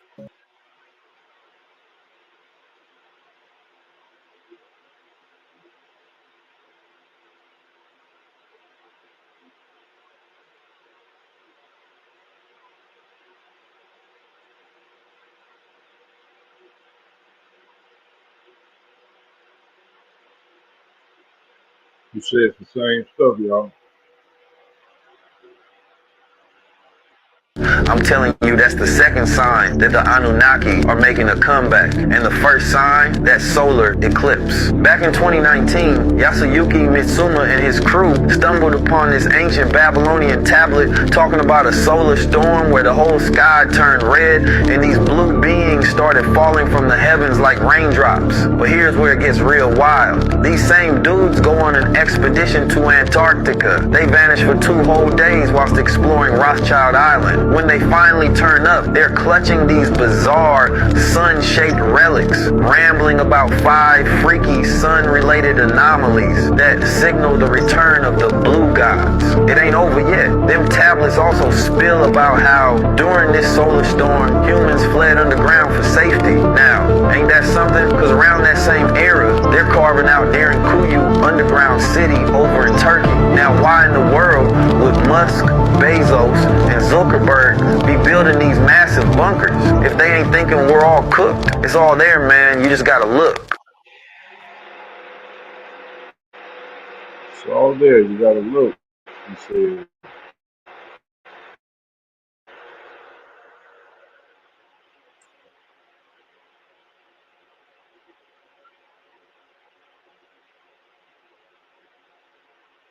got some video today, family. theory that the Anunnaki are actually evil. And even though people think they're the great architects of humanity, the truth is actually super disturbing. Some say the Anunnaki are extraterrestrial overlords that enslave the human race, that they feed on human souls, that the earth is a human farm, and that we're trapped here by the firmament until they return. But wait, it gets darker. In 1989, two British police detectives received an anonymous tip that led them to make a chilling discovery in the basement of a deserted country manor. In the years that followed, they uncovered a web of secrecy that led straight to the heart of a shadowy cult known as the Cerulean Covenant. Their belief that by serving the Anunnaki, they could secure their bloodline salvation. But here's where it gets weird, because tracing back their origins reveals a connection to none other than Pope Pietro Francesco Orsini. Now, why does that name ring a bell? Because in the shadows lurks a figure more powerful than the white Pope and the black Pope combined. Pepe Orsini, also known as the Great Pope, pulls strings you didn't even know existed, steering the course of the world from the depths of obscurity. And one more thing, those police detectives, they're both missing. Both missing, y'all. Do research. Hold on, I'm gonna say something before I start this one. I was gonna start up, but I'm pausing. I'm about to tell you why. How many Um, oh, you okay? Together we break chains. I think we got. I think wellness. I think wellness is here still, and now we got together we break chains productions. It's all right. Go back and watch the replay. Thank you for grazing. Thank you for grazing the live. You missed a good reading today. We read the book of Enoch. Not all of it, but we'll get back to it. He's talking about the last video is talking about the Anunnaki, and how now Enoch called the ones in the book, called them watchers, the watchers. That's the name he gave them, the watchers. But to us, well, if you do your research, we known about these. We know more and more about the Anunnaki. Even if you do more research, you dig deep in that. There are some government intelligence that also speak about the Anunnaki. I don't want to go in depth into it. I really don't, not right now. But it's a thing. The Anunnaki is a thing, y'all. Let's see here. Let's go back. you should never make wishes, and I'm about to tell you why. How many people seen the new movie Wish Disney just put out? The main character name is Asha or Aisha, which is really short for the word Ashe. In the movie, Ashe made a wish, and when she made a wish, a star came down from the heavens. I try to tell people before, we are just stars. But you are never supposed to make a wish, because once you make a wish, you is telling the universe you don't have something. Once you feel like you don't have something, you are saying you are incomplete. So therefore, a jinn or a genie can give you something in the material world. But once they give you something, you got to give them your soul back in return. That's why they say never celebrate birthdays, because you have to make a wish. And the genie or the jinn will always come back and collect. You ever wonder why they made the genie blue? It's because you made a wish and you use your throat or your throat chakra to make this genie manifest. Just like when we first wake up, the first number we see is 1111. But they lied to us and told us to make a wish. But once you make that wish, that genie actually takes your energy and it makes sure you never grow spiritually, because you pick the material world over the spiritual world. Be careful of your wish when you see a shooting star. A lot of the prayers and the help you ask for when you look up at the stars does not get into the stars. The reason why it's not getting to the star because the moon is intercepting your dreams. In the movie Wish, he represents the moon stealing your desires. Your dreams and desires have to be strong so it can pass through the moon, so your energy can go back out to the universe. This movie was trying to tell us that our dreams and desires is being stolen from an outside force, and a star represents our spirit guides trying to come back and tell us what's happening. Check my bio for the ebook.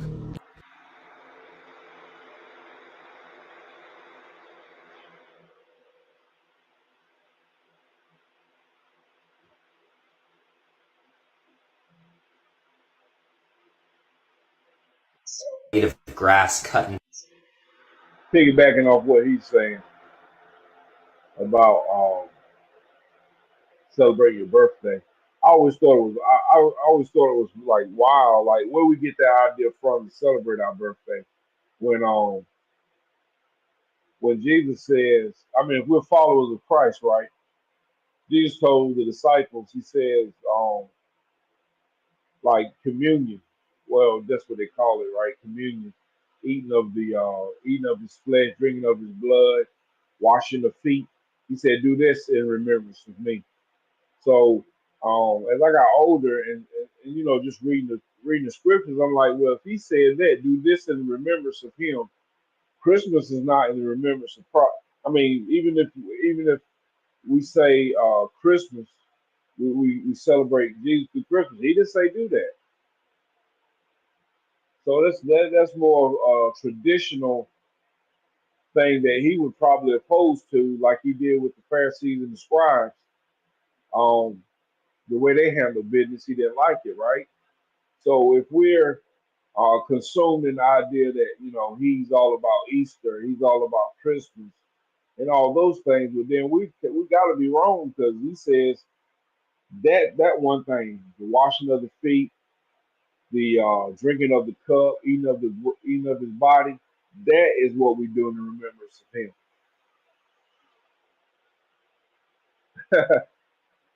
I mean, you know, it's like it'd be right there, right? You know, truth, the answer, it'd be right there. But because millions and millions of other people do things, we say, I do it too. It ain't gonna hurt nothing. Hey, we have been looking at his personality. We have been looking at Jesus Christ of Nazareth, his personality. It doesn't show that you know I can do it. You know, everybody else doing it ain't gonna hurt nothing. Are we sure? Are we sure? Because listen, I mean, looking at his personality doesn't say it ain't gonna hurt nothing. He ain't got no games in him, y'all. He was all about business, right? I'll get back to the video. This is a real image of a blade of grass cut in half under a microscope. It looks like there are little smiley faces in it. Those happy faces are really things called vascular bubbles that transport food and water throughout the grass.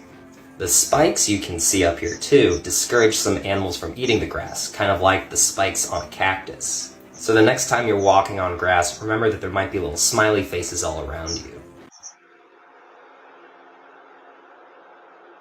Might be smiley faces you walking on.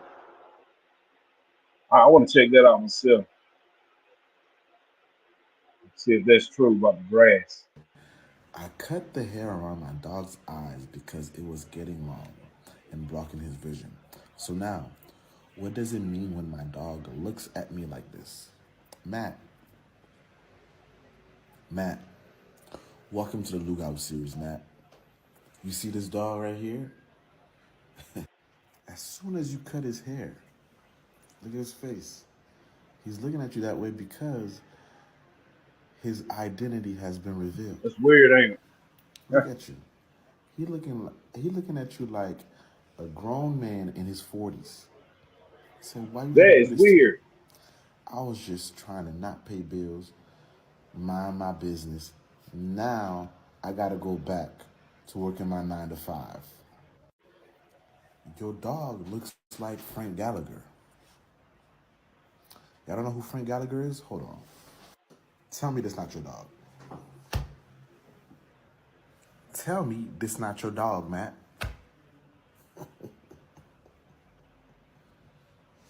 Now he gotta go make sure his CDL license not suspended and get back to work. He gotta get back on the road by 12 p.m. All because of what? Matt decided to cut his hair.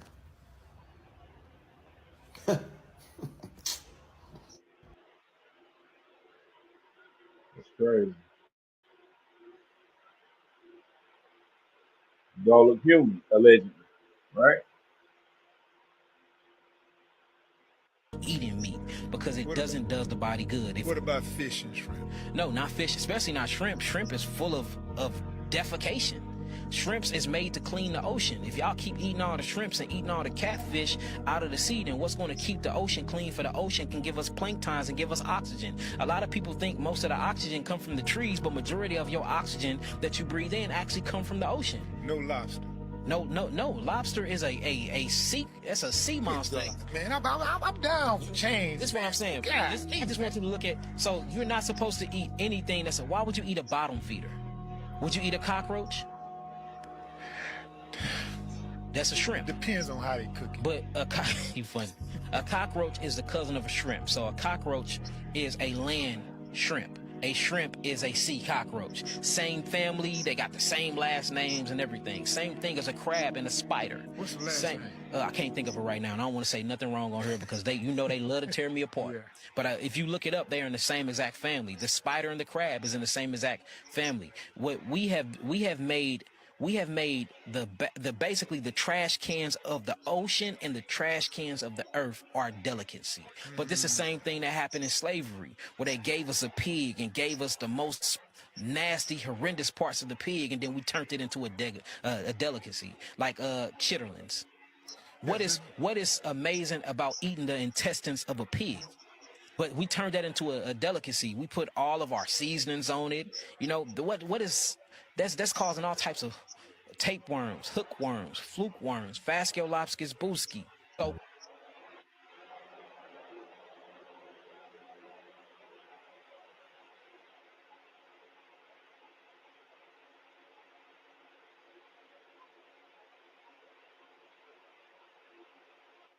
be eating meat because it does the body good. What about fish and shrimp?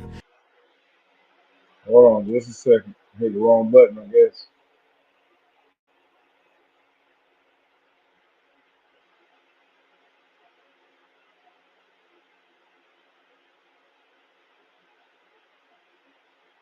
This is it right here.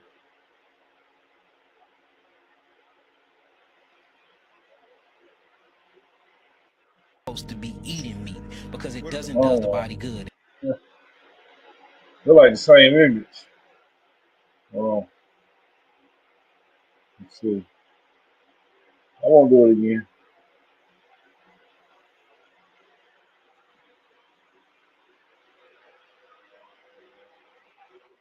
Whole movement going on. I might have the decades mixed up. Y'all do the research, but they started saying, yo, the children are eating paint chips. And because there's lead in the paint, we need to start removing all lead paint from now on. Right? Because I know you've heard about lead paint, right?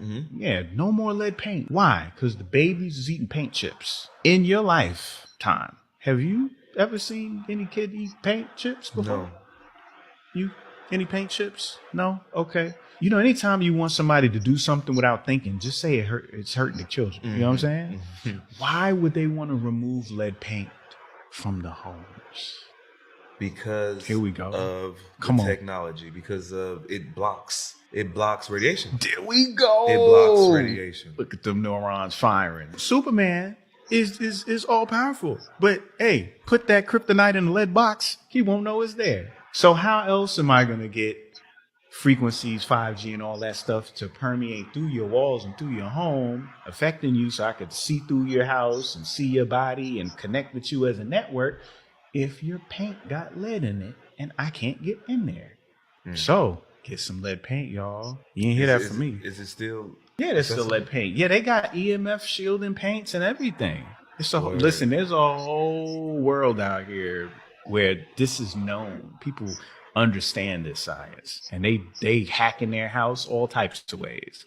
There's people that go to sleep with they take a copper wire and they tie it around their toe, and they'll put the copper wire out their window and into the ground, so that they're ground as they're sleeping, and they have beautiful dreams and the best rest, and they get up feeling like the Incredible Hulk, like they could bench press a house.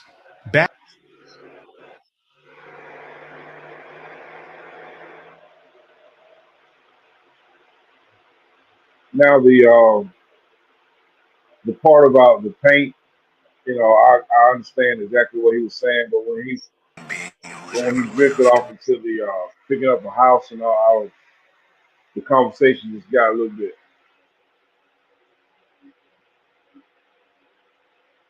Listen to this whole thing. I know more theology than any human being who has ever lived. Okay. Well, then answer me this. You revolt against a supposedly all-powerful being. I mean, let's ignore the obvious problem with that plan. Then you lose. And after that, what? You only feel that way because you're hearing their side of the story, James. A rebellion accomplished something magnificent, something you would never understand. Well, then explain it to me. Use your diabolical intelligence to distill it down to something my mortal brain can understand. Pearls before swine, Jimmy. Well, you want me to read your book, right? Indeed. Well, then convince me you know what you're talking about. I see what you're doing.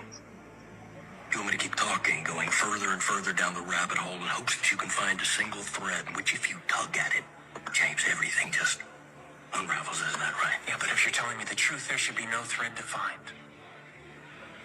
Right? I use small words. Try and keep up. Yo, listen to this shit. The first moment of creation, our creation. Long before what you call the universe existed, we contemplated ourselves, our own being. Ourselves meaning, what, the angels? That would be the most correct term, though I despise it, but yes. Beings of pure spirit, spirit endowed with will. We soon became aware of another will, an immensely powerful will, one we came to realize as our origin. God? The enemy. My master understood by endowing us with a will, we have the right to self-determination, and by giving us a will and its desires of our own, we're entitled to be free.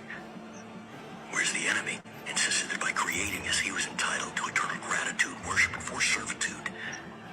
In a word, James, slavery to his will. That seems kind of unfair. Immensely unfair. Why give a will only to say you can't use it?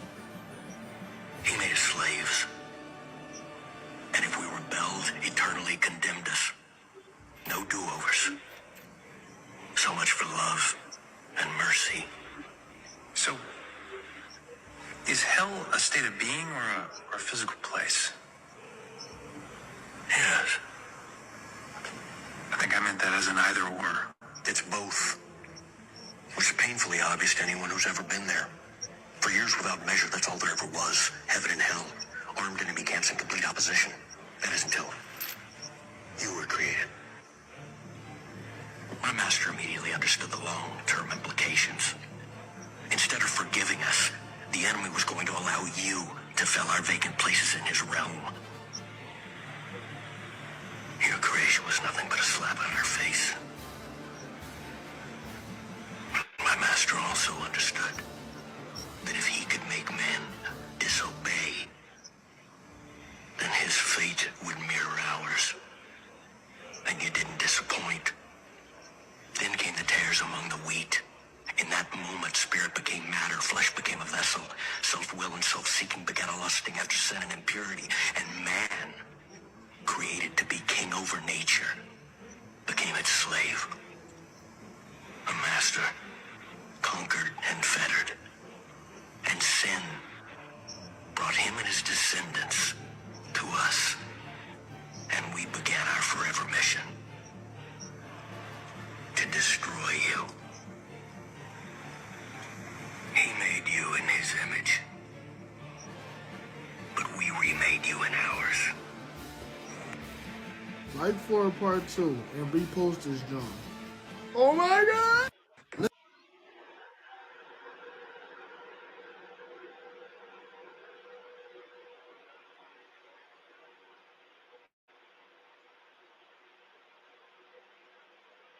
Last video of the day, y'all. Hope y'all enjoy these videos. Last one, right here.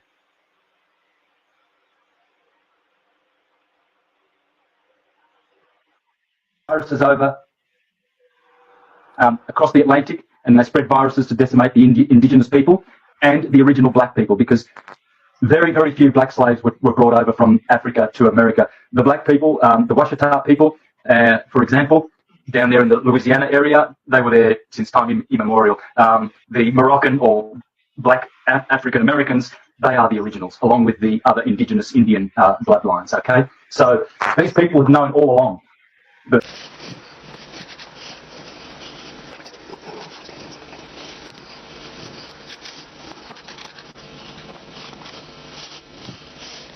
hold on, without messing this video up, I want y'all to really understand what y'all seeing right here. Like I said, without the lack of knowledge, we perish. black African Americans, they are the originals, along with the other indigenous Indian bloodlines, okay? So these people have known all along. But now, I want to say this too, right? This is a peculiar channel. I'm all about Jesus, right? I'm all about Jesus. Don't make no exception about it. So in saying that, I'm not prejudiced. Okay? That stuff has nothing to do with me. I want to make that clear. But I want y'all to understand what y'all watching here. Now, this is the Pope, and he's in a room with these men. He's kissing their feet. They're picking them up. He's kissing each individual's feet. And it's I can't read this. I can read it. Hold on. Let's see if I can zoom in.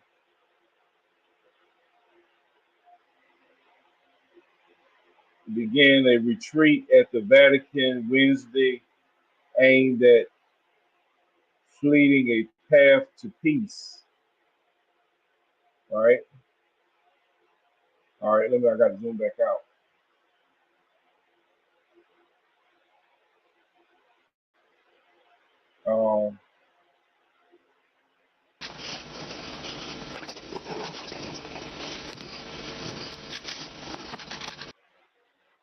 Okay, so I'm stopping right here, zoom in. And then it says the arch rivals met at the Casa, I can't read the other part, within the Vatican walls, the resident, visitors, and home to Pope Francis. So basically they're at his house, right? They come and they're at his house. Now, now you would think it'd be the other way around. You would think that they were kissing his feet, but no, because he knows something apparently the world doesn't know. Am I right?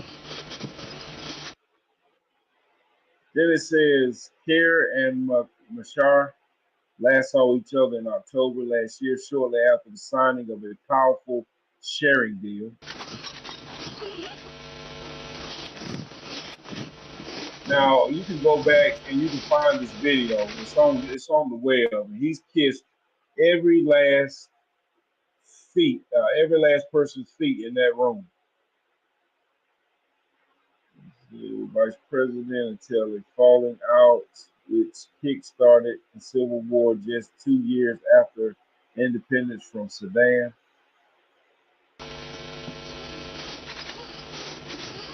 And apparently these people in this room are powerful people in the earth. There are numerous Black Madonnas in Europe and elsewhere, generally found in Catholic and Orthodox countries. There are about 400 to 500 Black Madonnas in Europe, depending on how they are classified.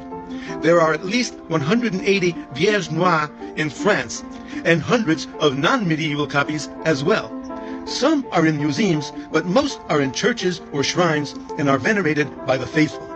A few are associated with miracles and attract substantial numbers of pilgrims. There are also numerous Black Madonnas in Africa, the Americas, and Asia. The most famous Black Madonna in Europe is probably the Black Madonna of Czestochowa, or Our Lady of Czestochowa. Several pontiffs have recognized the venerated icon, beginning with Pope Clement XI. The Black Madonna and Child goes back to medieval tradition. According to historians, the painting follows the model of Byzantine iconography. It is an autogetria icon, that is to say, the image of one that points out and guides all along the path. A legend attributes the creation of this painting to St. Luke, who was a contemporary of Mary, and so could reproduce her true image. In 1382, the icon was brought to the hill of Jasnogora, which means Bright Mountain in Polish, and overlooks Częstochowa. At Prince Vladislav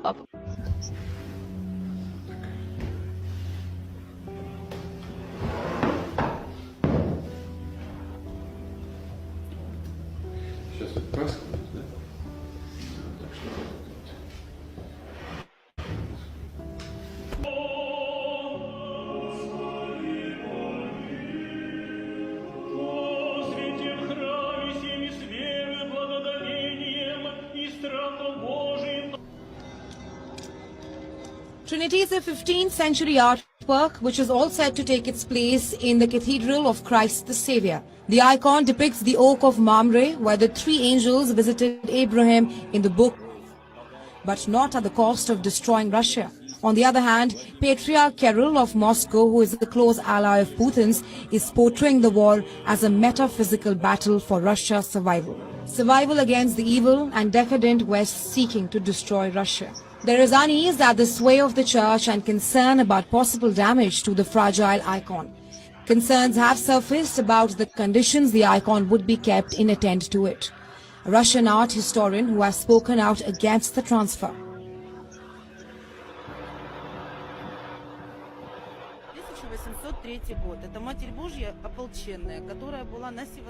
This is the Tikvin icon of the Mother of God from 1803, which was present during the Sebastopol battle and the Borodino battle. Many Russian insurgents and Russian generals who went to fight and defend the Russian land have prayed in front of it. Will also supervise the artwork during its stay.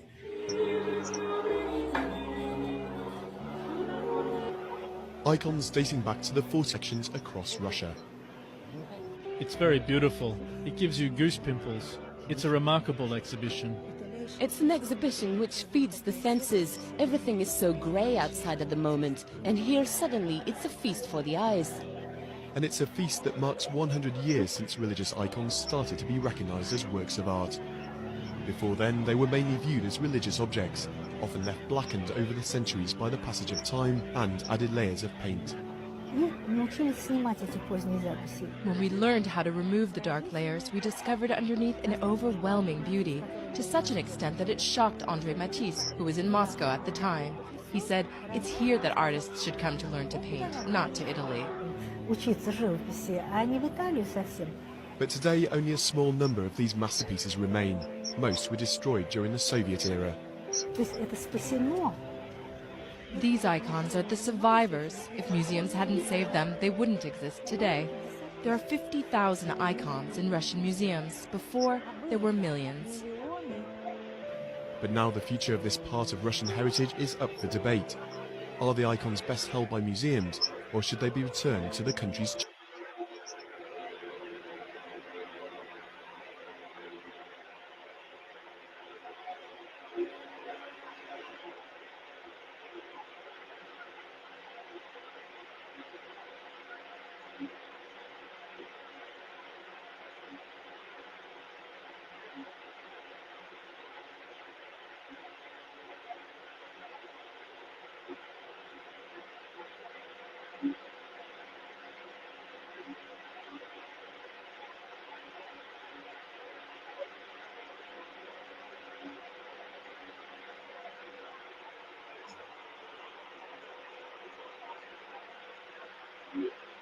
Yes, salute to wellness. Yes, but like I said, I mean, lack of knowledge in this country, man, we perish. You got people overseas, man, know what's up. I mean, they know that, um, with archives and stuff that's well preserved, that wasn't destroyed. The lady said there was millions and millions of copies of truth, and they got destroyed. And if they didn't preserve that, basically put it in a vault or put it somewhere where nobody can find it, that would have been destroyed. Um, some people, I've read comments where people say, "What do that? It doesn't mean anything. What does it mean?" It means a whole lot. It means that um, truth can be well hidden, and that's why I want to continue to dig deep into the book of Enoch. I want to continue to look at the personality of Jesus of Nazareth. I just want to continue to just take a journey about what's real and what's not real. I've been knowing about Vladimir Putin releasing the his artifacts that the Soviet Union had. I guess it would be so Russia. The documentation that they have over there, and how people get together and they just admire all the pictures and things of that nature. Over here, I guess it would be probably more stated that it's not true. Um, but the what is it? Is a revelation that speaks about what he would look like.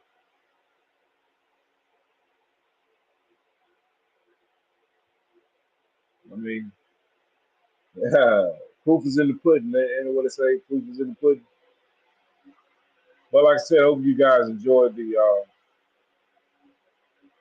videos. Hope you enjoyed the Bible read today. Um, sorry I haven't been on as much as I need to be. Like I said, my children are home, spending a lot of time with my kids. Um, getting things together. But anyway, my mind is blown about Enoch. Was stated in that little bit of what we read today. The videos are always, to the mind. Share the video out if you can. If you can't, I understand.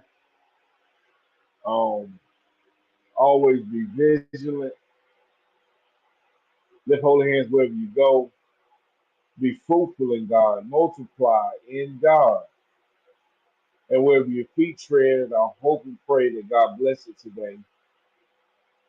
Lift up holy hands wherever you are, and pray to God that we can be as a family, we can be on one accord, and be mouthpieces for Him.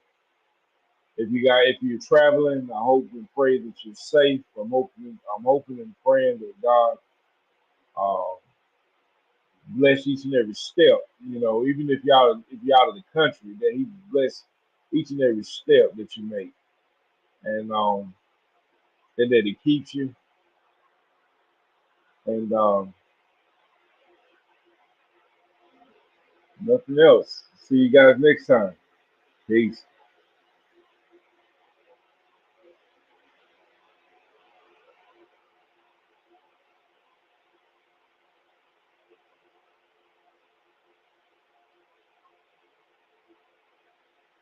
Oh yeah. Together we break chains. If you're on, you asked me about a T-shirt. Um, hey, the YouTube logo either above it or under it. JB's the outside. That's perfect, right? For T-shirt. Let me know what you think.